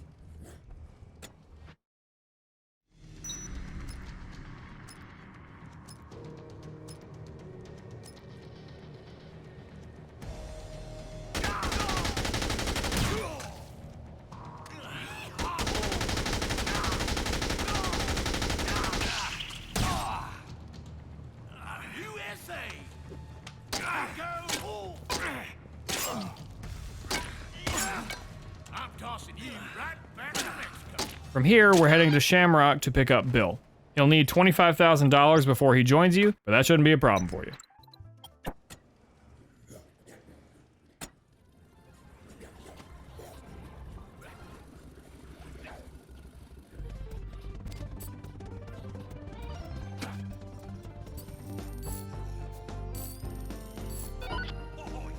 From there, we're heading to the bathroom on Palisade's 2nd floor and getting that juicy save.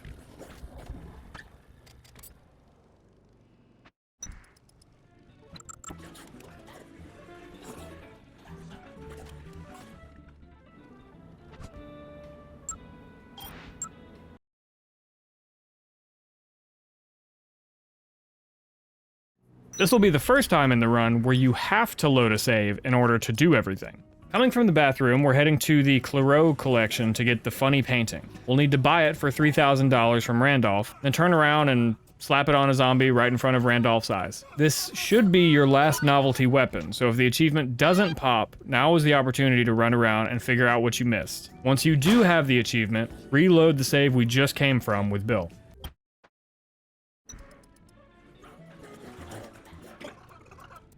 We're running straight to Randolph again and buying his painting again, but we're saving it to give to Katie as her last gift this time. Oh, and we're saving Randolph.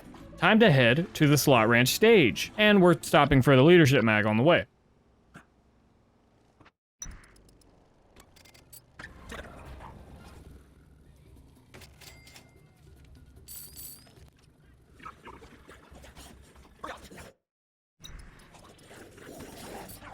When you get to the stage, have your survivors wait at the back and talk to BB. She'll need a drink, which is what the vodka is for, and she'll need you to wear a tux, which we have.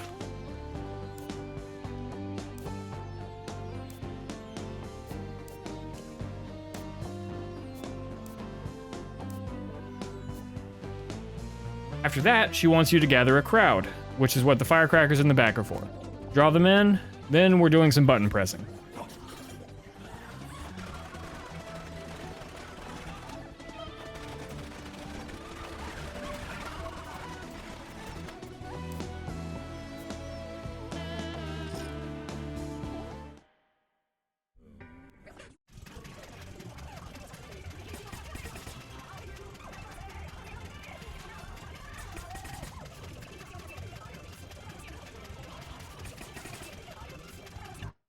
After that, she'll realize that being a psycho is cringe, and now she's a survivor, and we have to save her from the zombies we just gathered.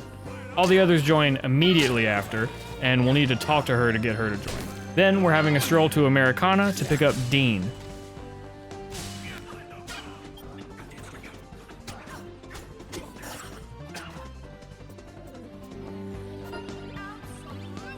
Keep going.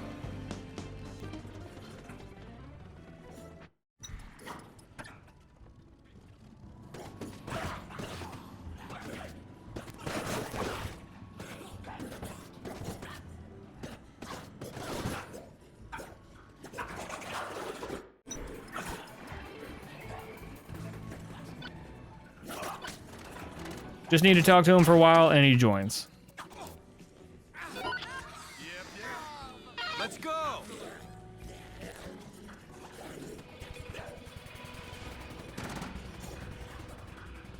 Have all your survivors wait in the hallway, then run back out to Sportrents to pick up a golf club. There will be looters, which is why we're leaving all the survivors behind.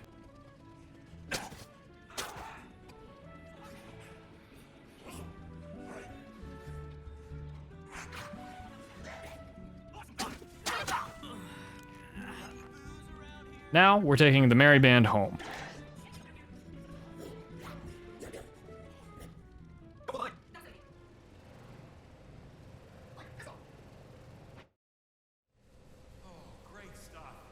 When we get back, go ahead and give Luz the golf club in the kitchen, then give Katie her last gift and save. If you don't get the achievement for all gifts, go ahead and run around for whatever you missed after the save. Then when you're done, load the save.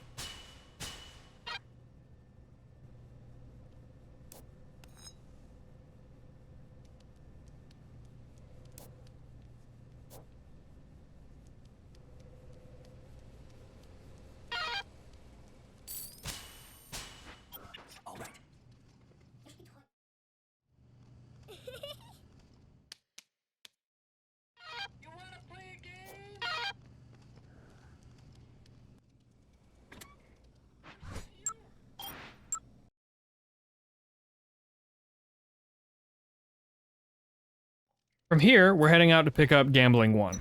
Like I mentioned a while ago, I dropped Gambling 2, but it'd be better to drop 1.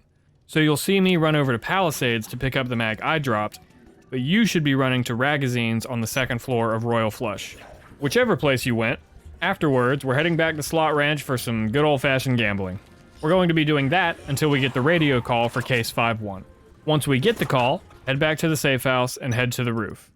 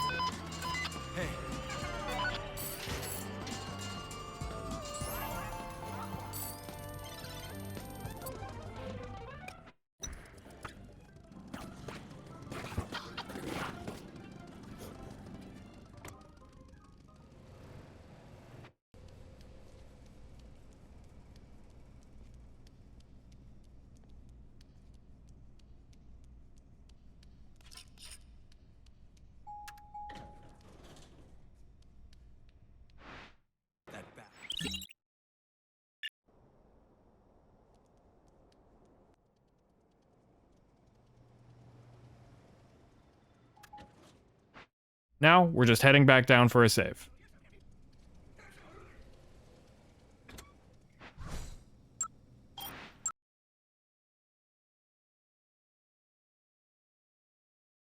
Time to head right back for more gambling. Make sure you replace your bats on the way. Once you get to the spot, you can use the bar to the right of the slots to make painkillers. You'll want to leave the slots with 3 painkillers. This time, we're gambling until the world's most dangerous trick appears. Then, run to the slot ranch restrooms and save.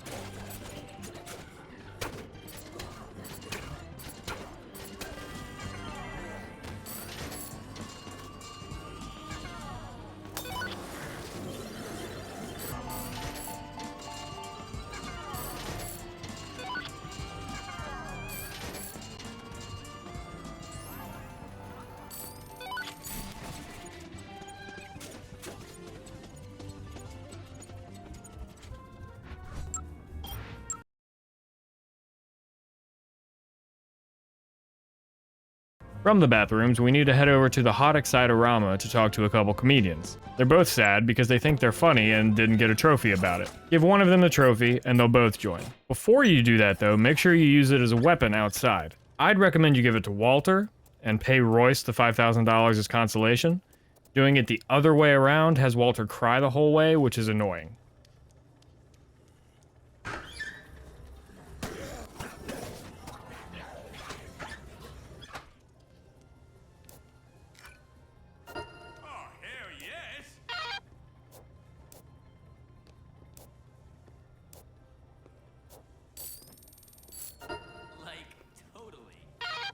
Next is Palisades. Once you get in, have your survivors wait in the corner by the Atlantica entrance, then run to pick up the Grotto LMG. Go over there.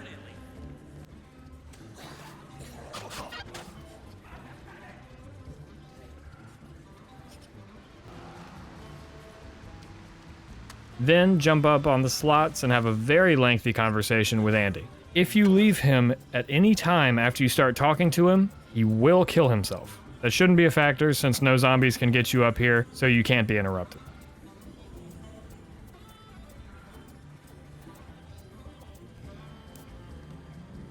Once you have him, we're going to Atlantica to pick up Tammy.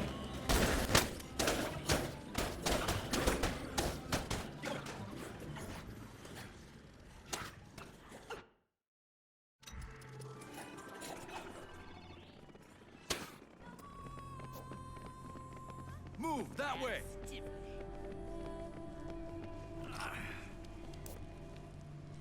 Go ahead and have her join the group, then have all of the survivors wait on the clam. We're going to have a psycho fight in this area, and we don't want any collateral damage. Move it.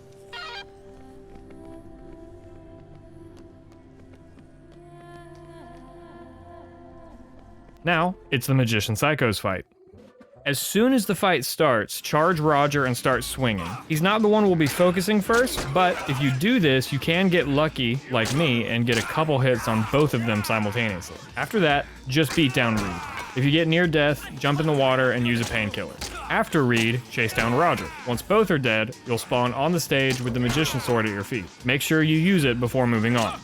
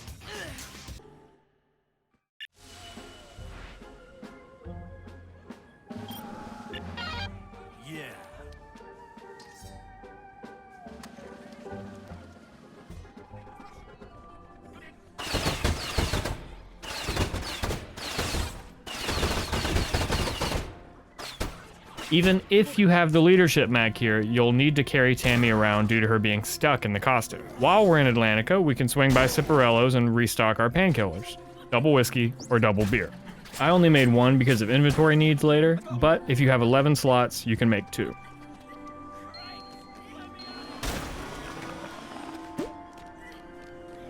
Now we're heading to the hotel lobby for a good old-fashioned helicopter fight.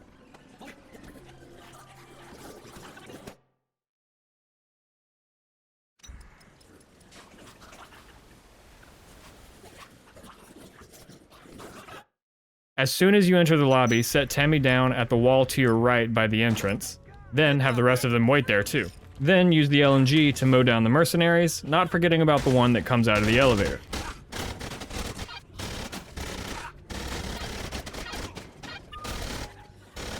Then turn around, drop all the zombies surrounding your survivors, drop the LMG, pick up Tammy, and have everyone wait in the elevator.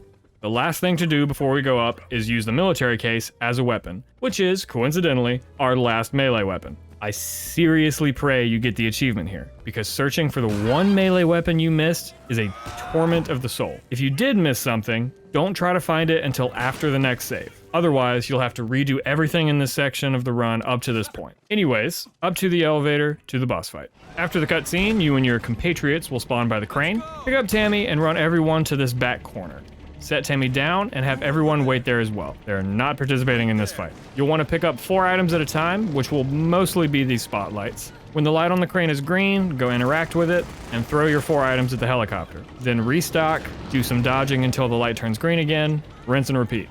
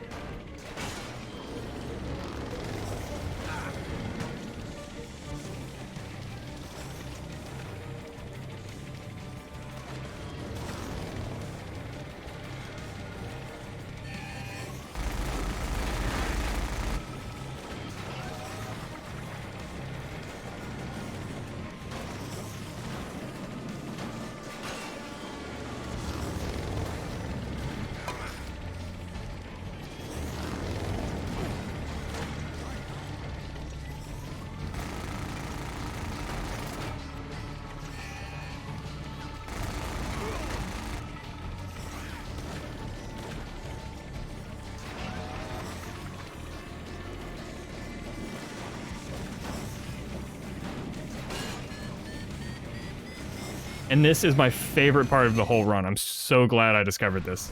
Once you finish this boss, after the cutscene ends, you'll be back at the safe house. So, if you have any survivors with you during the boss fight, they'll auto-warp to the safe house with you and immediately have been escorted while also giving you the XP. Completely get to skip the escort for them, and I love that. Anyways, save the game or whatever.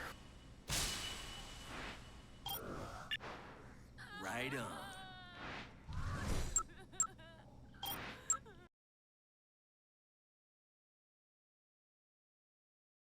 So for this section, we're going to start heading out to the food court and making all of the mixed drinks, with the exception of the painkiller, since we've been making it all game. We will be including the quick step though, since it's possible you haven't made it even though we've mentioned it in this run. You can restock your bats if you want, but we won't be using them this whole section, so it's optional. And on the way, we're going by magazines to pick up the hand-to-hand magazine and drop the Gambling 1 magazine.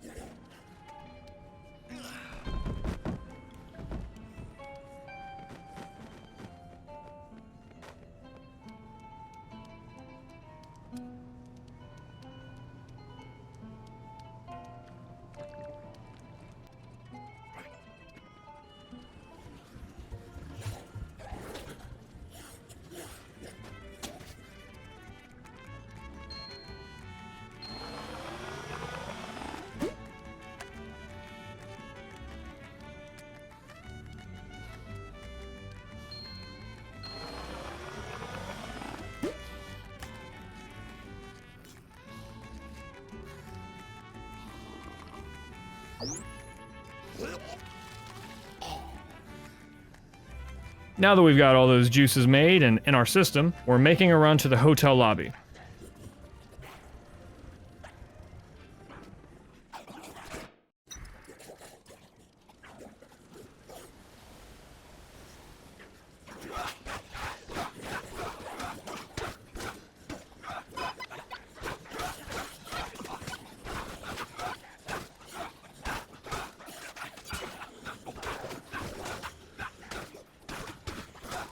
Once you get in, we're popping some heads. We're using the smash ability to kill 100 zombies here. Hold right trigger and X to grab a zombie and slam them. We're doing this until we clear the lobby. In order to get the kill in one throw the zombie into an object. The couch, the desk, any weapons, any walls. If they hit anything on the way down, they die. There are a few items at the back of the help desk if you need it.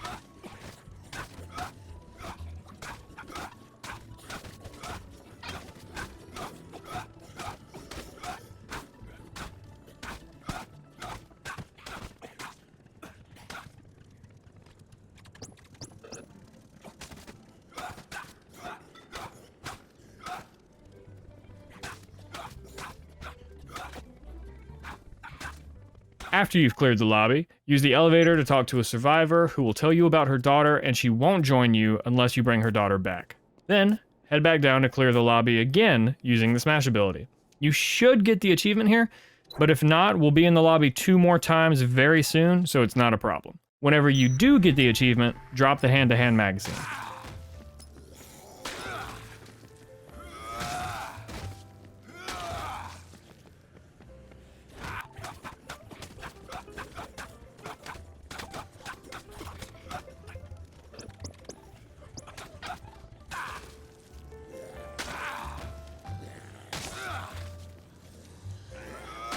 Head over to Atlantica to pick up the woman's daughter. Once she's joined, we're heading back up for the mom.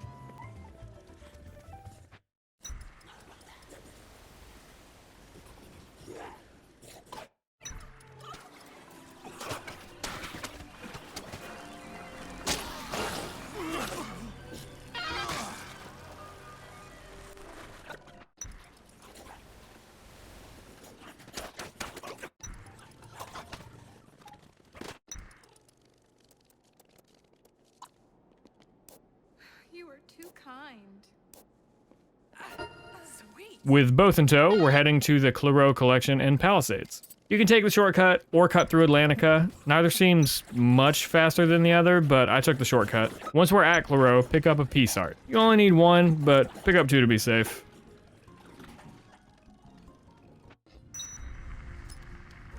Move over there.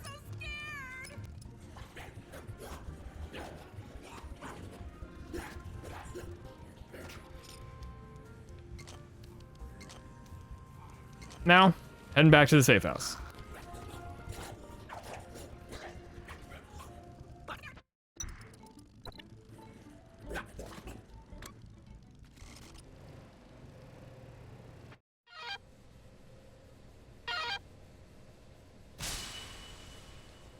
When you get in, head in the kitchen and talk to Vicky. When she's done yapping, give her the piece art and you'll get some XP. Wait out the clock until 7, give Katie her dose, then save.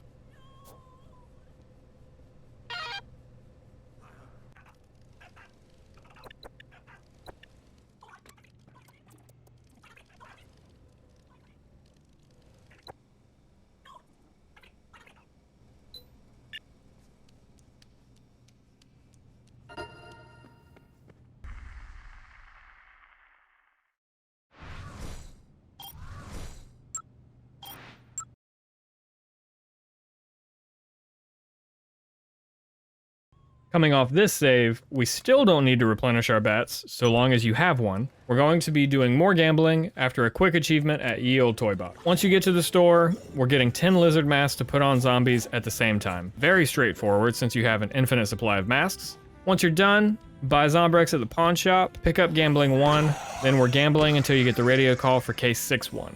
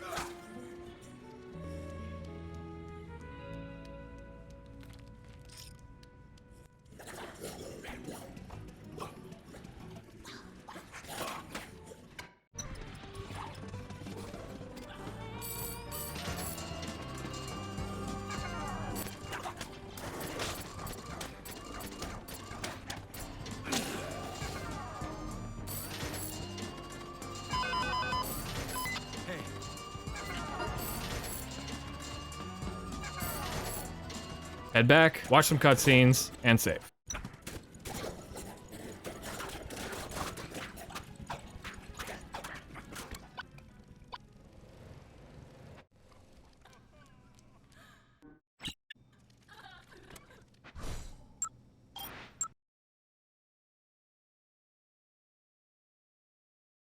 Heading out this time, we will be restocking our bats if you haven't already. Gonna want 2 fresh ones. After that, head to Palisades Grotto to get 3 painkillers. Also, I don't do this in the video, but I would really recommend you get the Grotto LMG here. It'll be very useful for our next Psycho.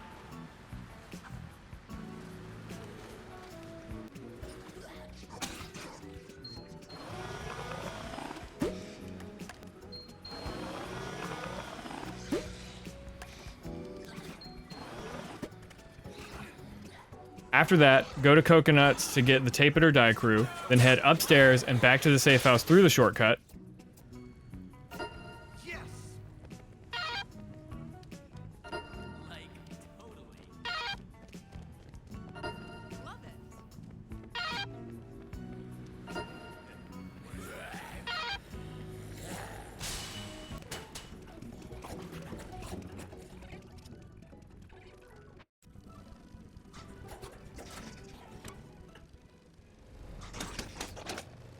They'll give you your last 2 survivor cards, then save. Nice. Well, all right.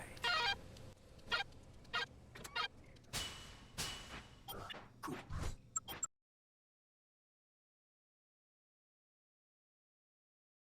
This whole section is just going to be 1 Psycho, then back to the safe house. We're heading to Sergeant Boykin.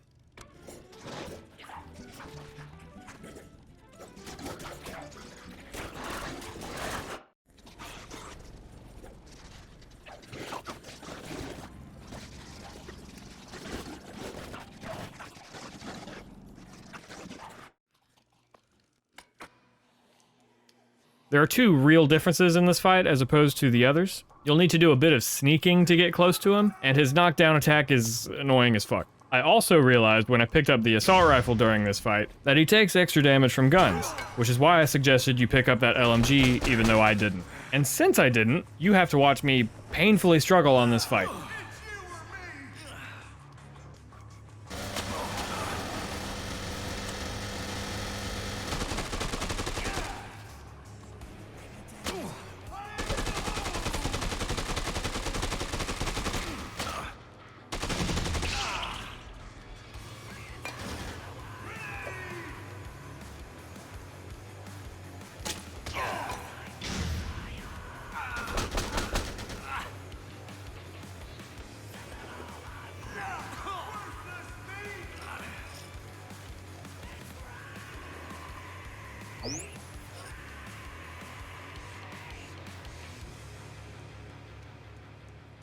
Want a piece of this?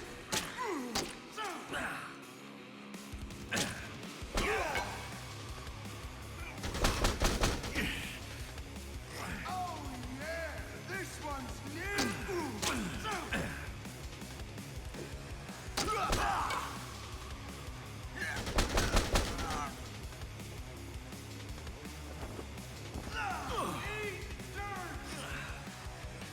Reloading.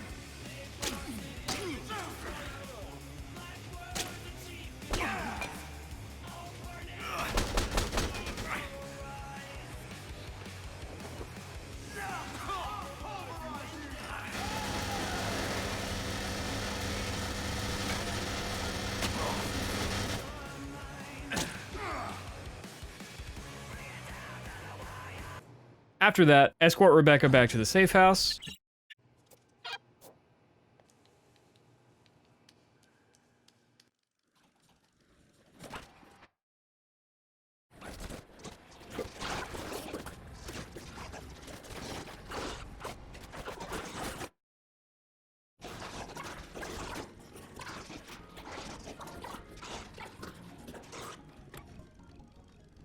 Once you get back, hell may have broken loose. Just pick up the 3 items for a makeshift generator, do some button mashing at the end, and make a save.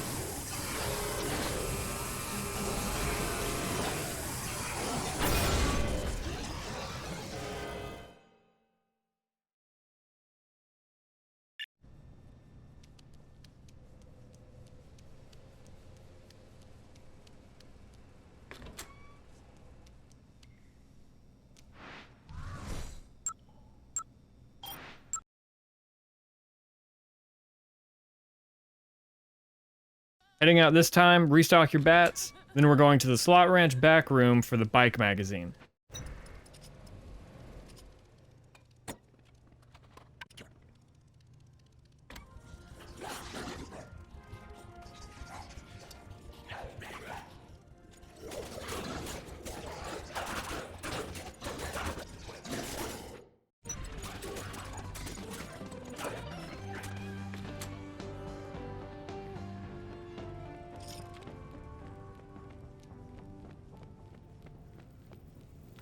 After that, we're heading outside, getting the chainsaw on the stage, then slapping it on the bike.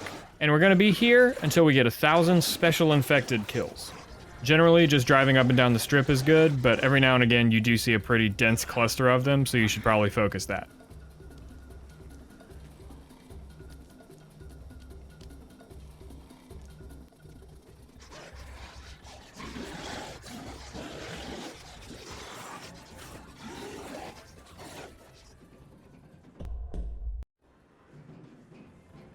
Sweet ride.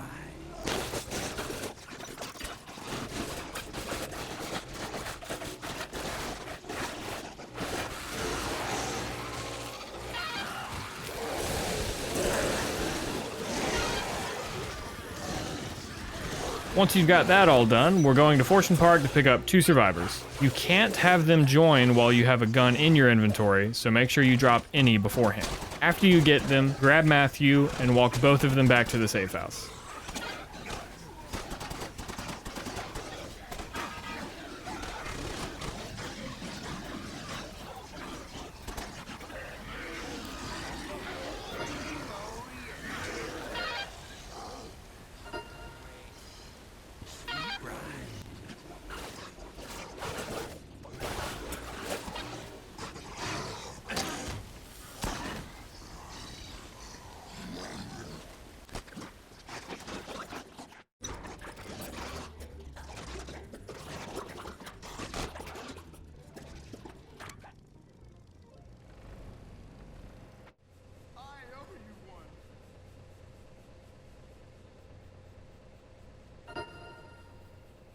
Once you're done, go for a save, and good news! Those are the last 2 survivors, and there are only 2 more entries in the notebook.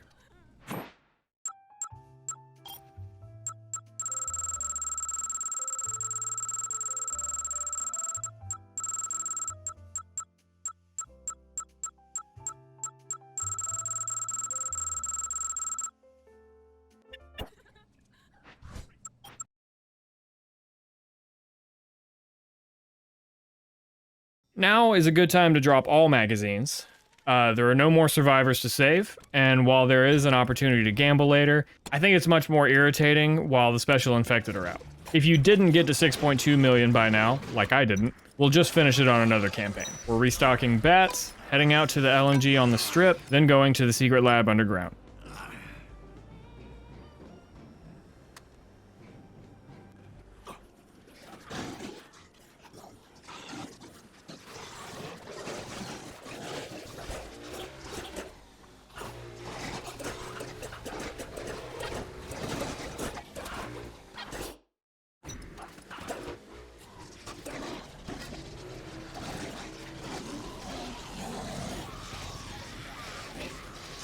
Once you're down here, we're dropping everyone and picking up 2 BFGs and a Merc assault rifle.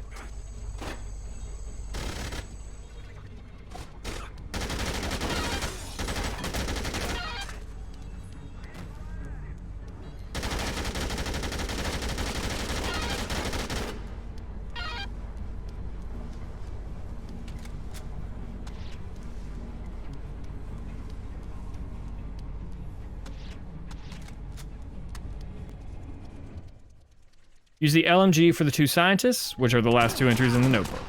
If you need it, there is an extra BFG in this room. Then, we're taking the elevator up to Palisades.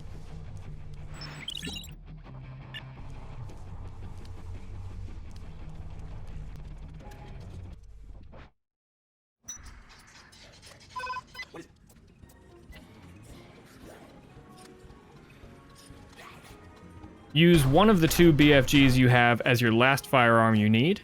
I'm not sure if this is true, but it seems like it doesn't count as you using it unless it's used on a special infected, so be careful about that.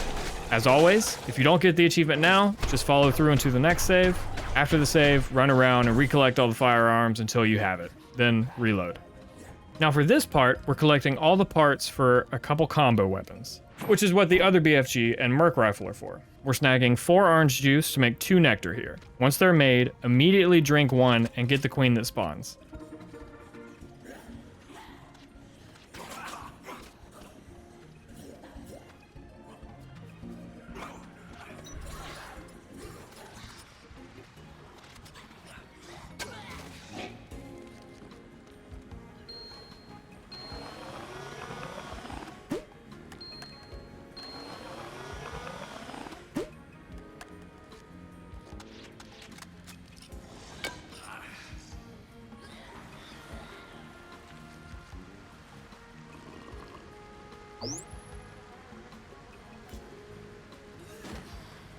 Then we're taking the shortcut to Royal Flush to get to Tune Makers.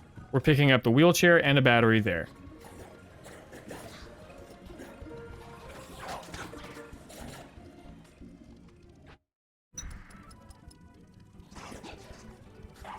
What we're making here is the Blitzkrieg, the Wingman, and the Super BFG. Blitzkrieg needs you to combine the wheelchair and battery to make the electric chair, then combine that with a Merc rifle for the Blitzkrieg. After that, combine Nectar with the Queen for a Wingman, which has an achievement of its own. Then, walk back outside the maintenance room for an amplifier to combine with the BFG. The reason we're making these now is because we're going to be getting all of the combo weapons on another campaign, and these are the only combo weapons that use items that you can't access until later in the campaign, namely the Queen, the BFG, and the Merc rifle.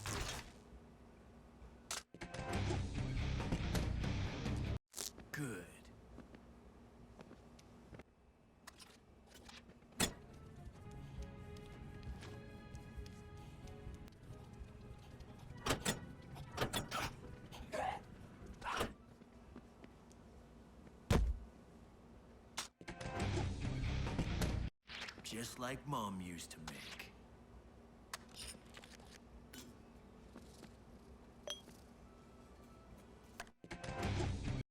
Well, all right. Excellent. Once that's done, have a little fun with the Blitzkrieg if you want, then head back home.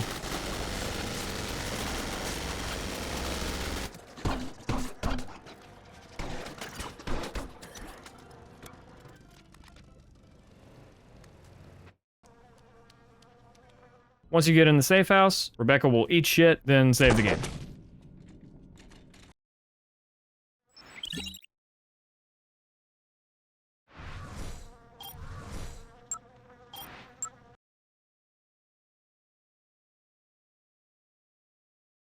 Coming off this save, we're heading out, but make absolutely sure you give TK a Zombrex before you leave. You need to do that in order to have overtime mode. From there, we're running over to Palisades through the shortcut and getting some wine for quick steps.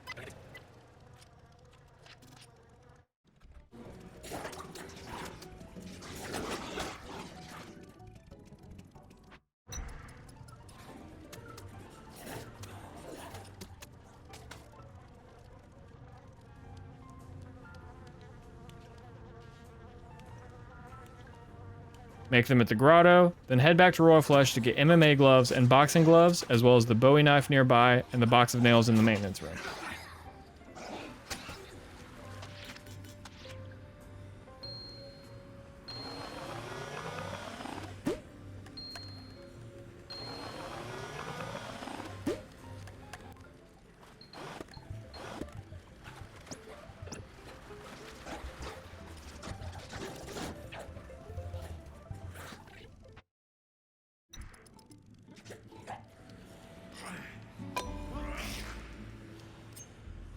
We're making knife gloves and tenderizers, because in the upcoming Psycho fight, every attack he does will knock your current weapon out of your hands. The only exceptions to this are weapons that go on your hand, like the knife gloves and tenderizer. I also went back up to magazines to pick up the hand-to-hand magazine again, although I'm not super sure how much it helps.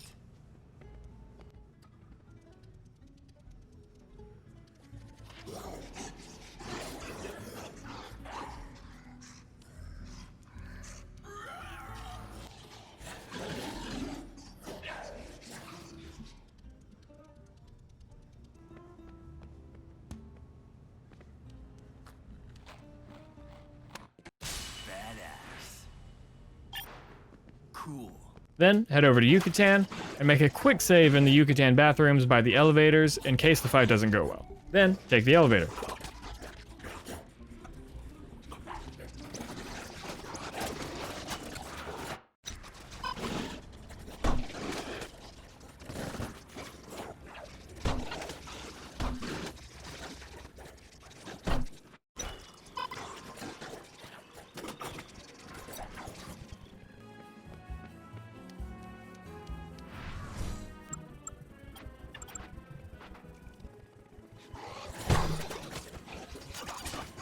There will be food on some of the tables if you need to heal before the fight, even a couple lobsters. I kept the Super BFG to clear the zombies on the way to the boss, but you don't need it at all if you dropped it earlier.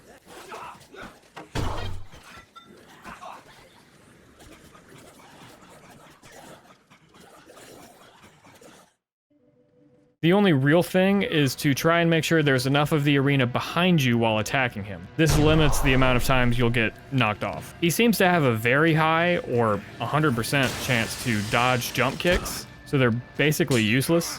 Basically just try to bait him into attacking if you can, and if not, just start swinging on him. It'll take a while, it's irritating, but by God, Sullivan will die.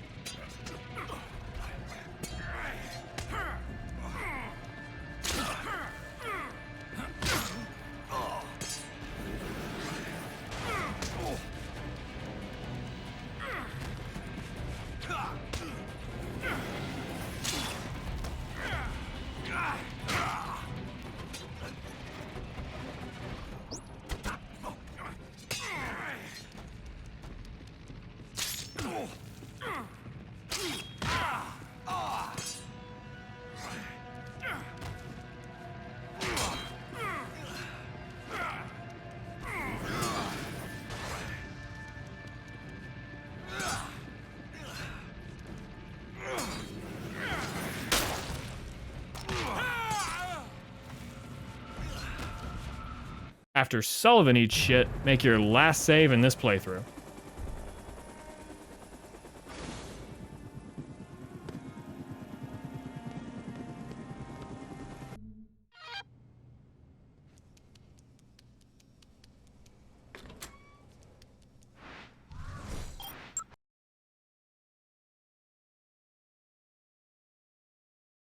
Once you're back in the game, drop everything. We're heading to Chris's Fine Food to pick up some wine, and then we're picking up all this crap for TK.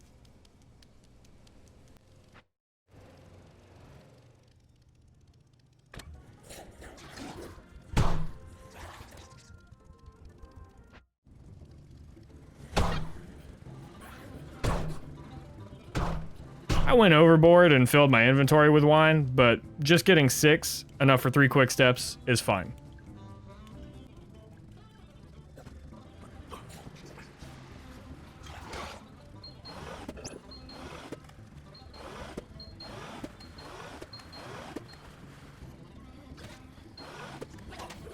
After you make the drinks, get the Grotto LMG for crowd control.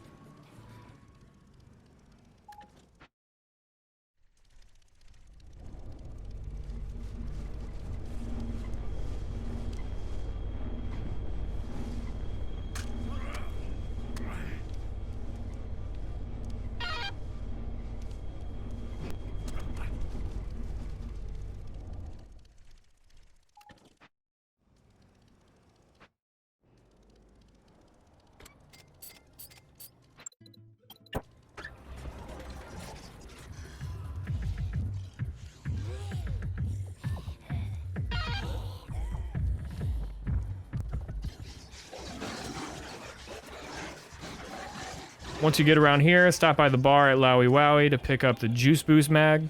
It doubles the duration of the effects from mixed drinks, so run fast for longer.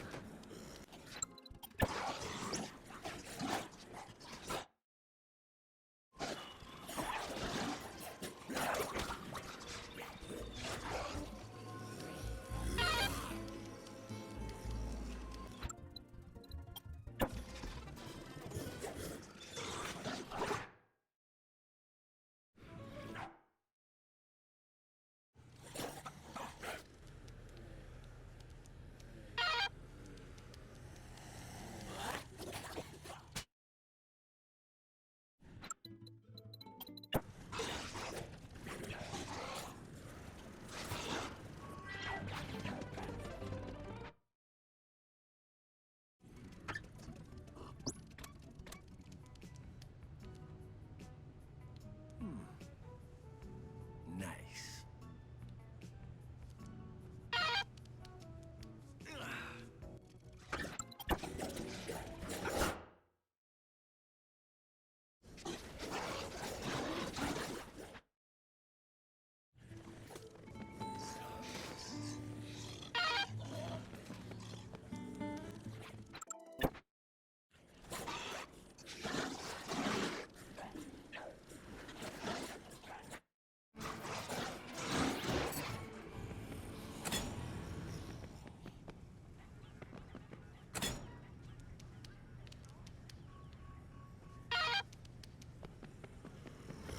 Once you get the last item, make a save in the nearby bathroom, which is right next to the arena entrance.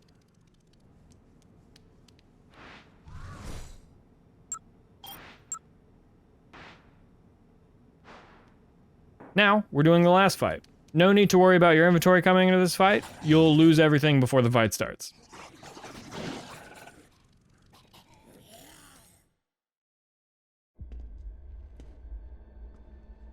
So for this fight, I started floundering for an embarrassing amount of time, but there's a lead pipe on the top of the wall to your right when you first enter the arena. After the pipe broke, I broke the boxes and ended up with a spotlight. There's also OJ there for your drinking convenience. While fighting him, he'll leave every now and again, and when he does, take the opportunity to crank the winch and lift Stacy and Katie, because they're being slowly lowered to their doom in the background. This fight always ends up a little close, but you should be fine. Don't worry.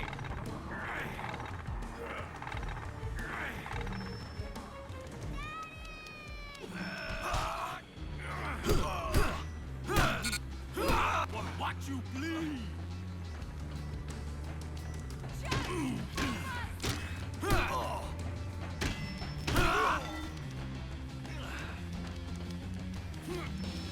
Stay with me.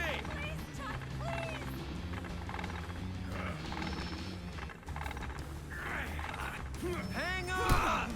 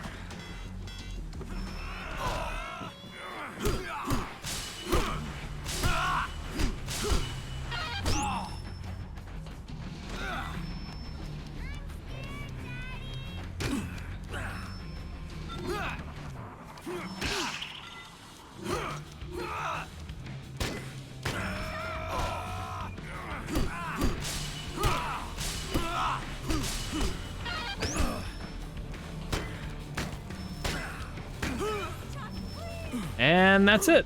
You're done with the first playthrough. All your bonus XP should get you to level 50 no problem, but if not, we're killing a lot of zombies later. No need for superfluous celebration. We're not done yet.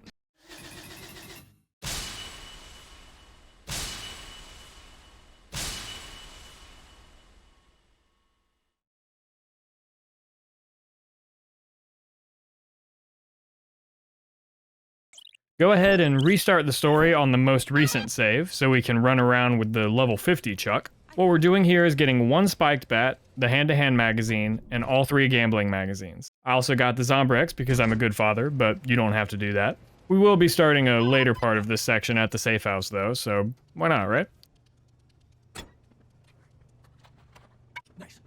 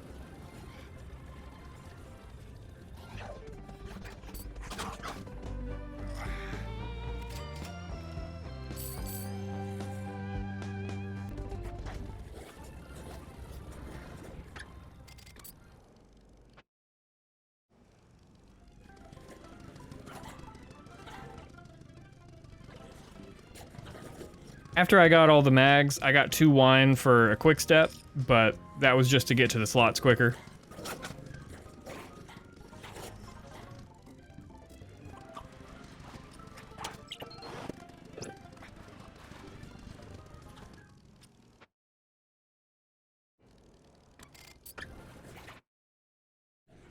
Now we're just gambling until 6.2 million.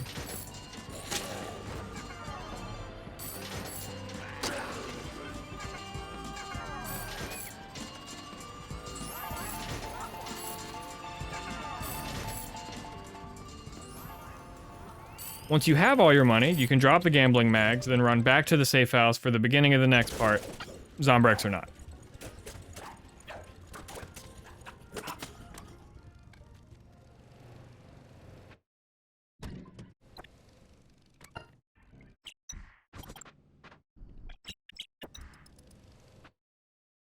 From here, we're running a lap around the map to get all of the secret combo weapon blueprints. While we're doing that, we're going to be spending all of our money on specific items to get the spend $6 million achievement. This whole part takes 4 minutes, and I'm mostly piecing out until it's done.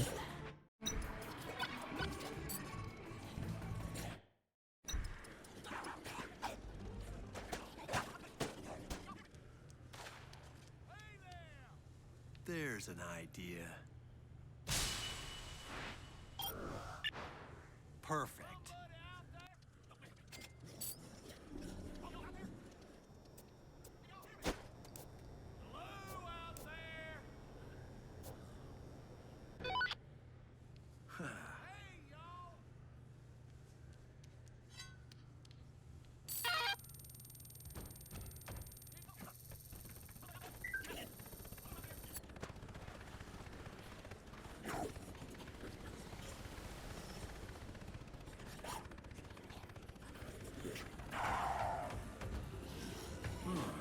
Interesting.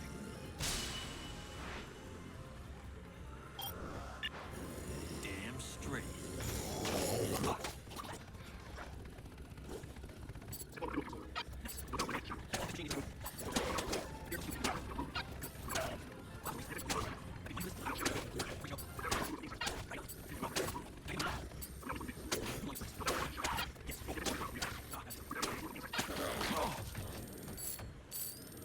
Your fortune I shall now unfold.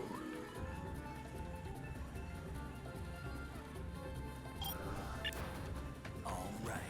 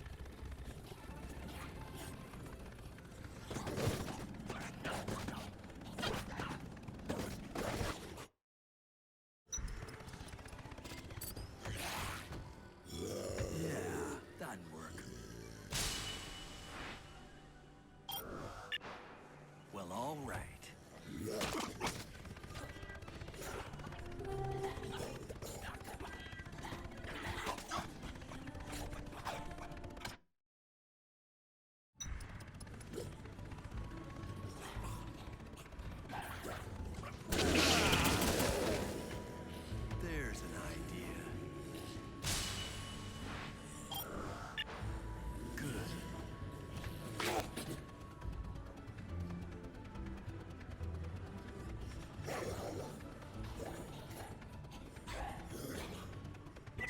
This is when you're supposed to get the money achievement. I got it earlier for some strange reason. I don't know what that was about. Here's your stuff, ready to go.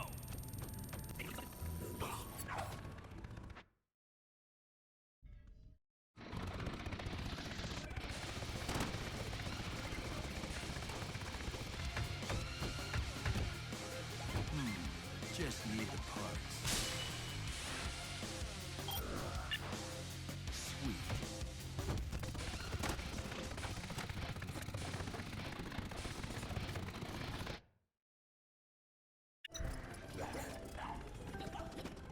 And with the Blambo recipe, that'll do it.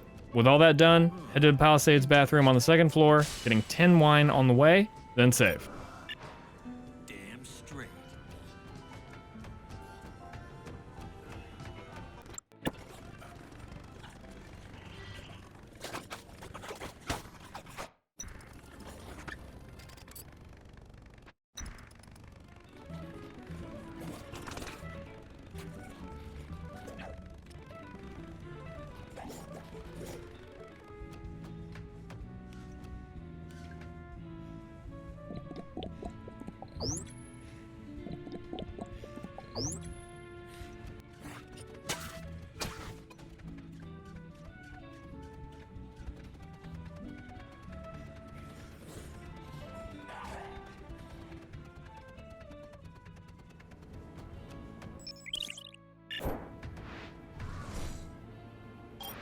From that save, we're going down to the grotto to make our 5 quick steps. Then, we're heading out to the strip through the back alley.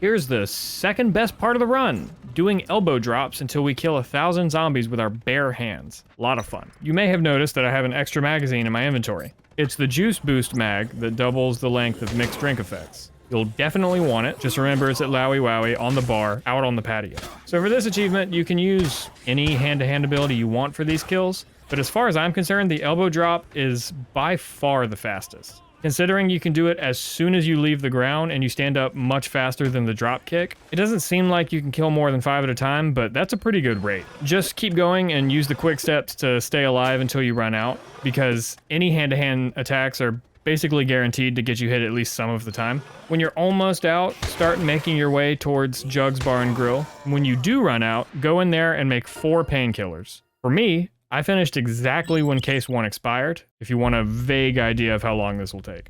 When you're done, head back to the safe house and save.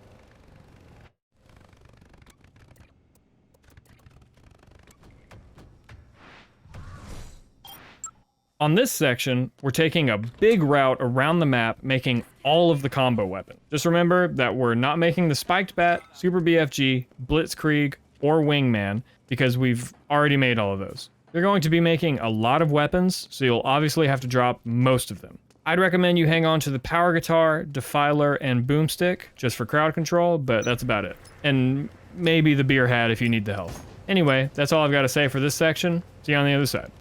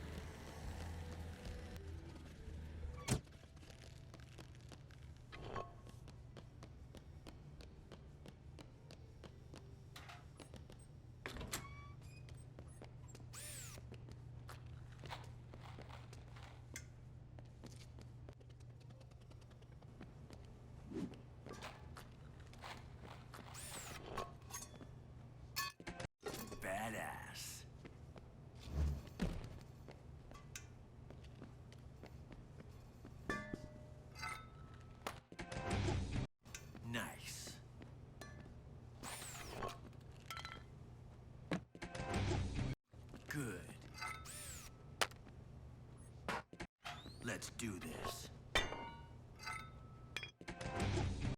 Cool.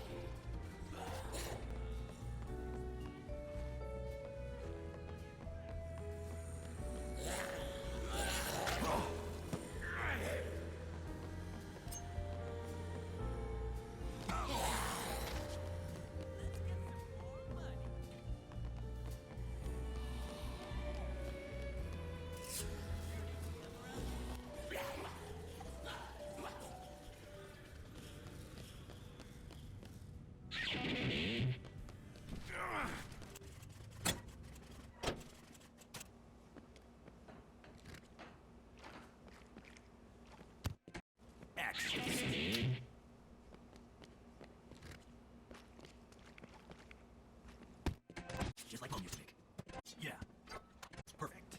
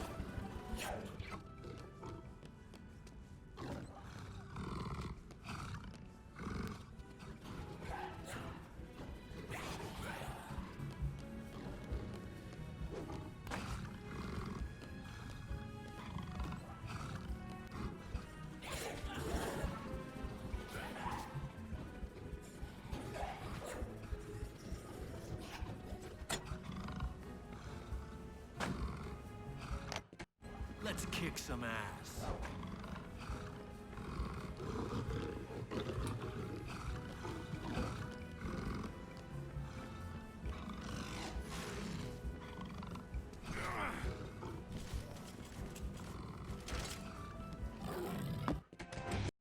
Nice.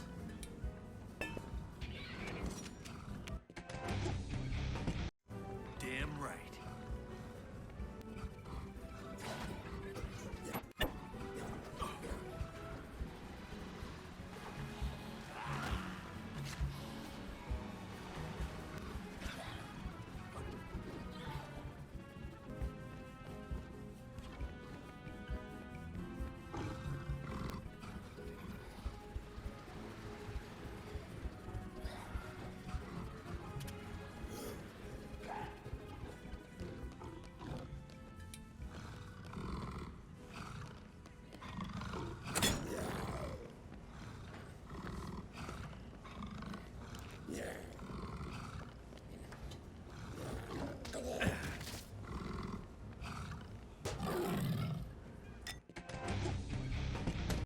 Damn straight.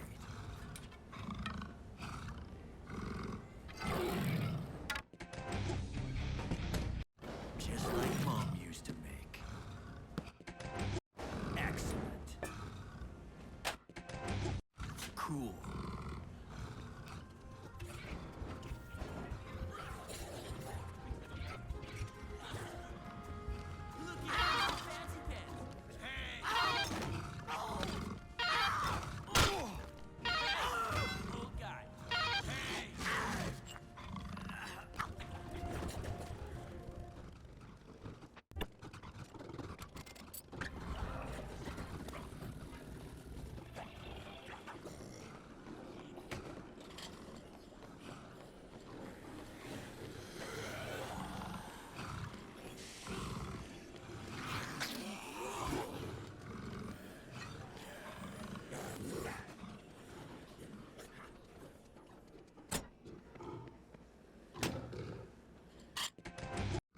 Yes.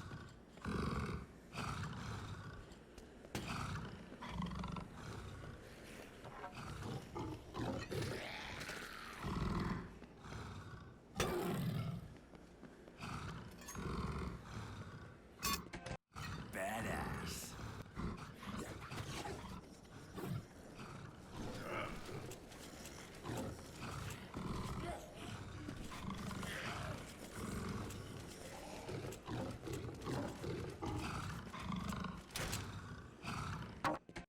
Let's kick some ass.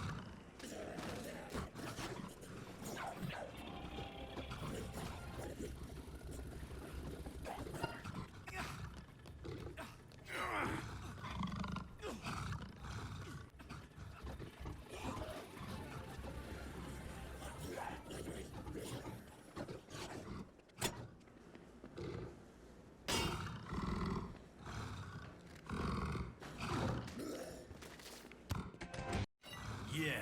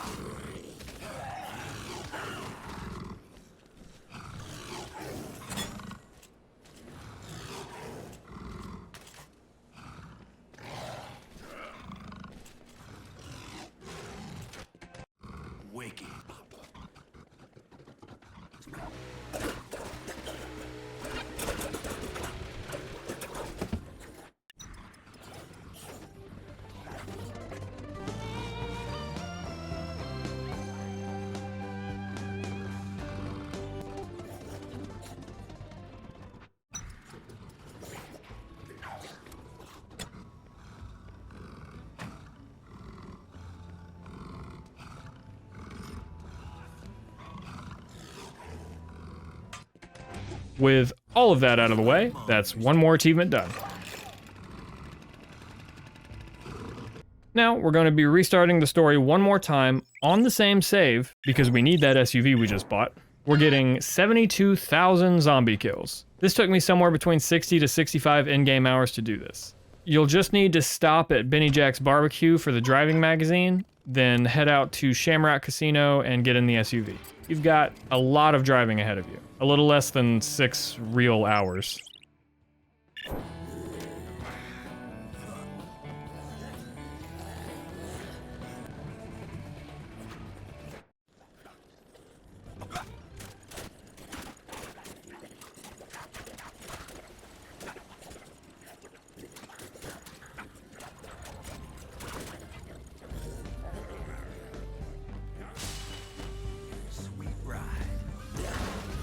And that's it, boys. That is every achievement in Dead Rising 2.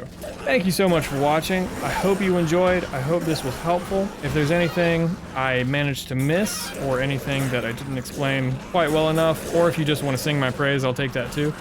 Any of that down in the comments, super appreciated. Thank you again for watching.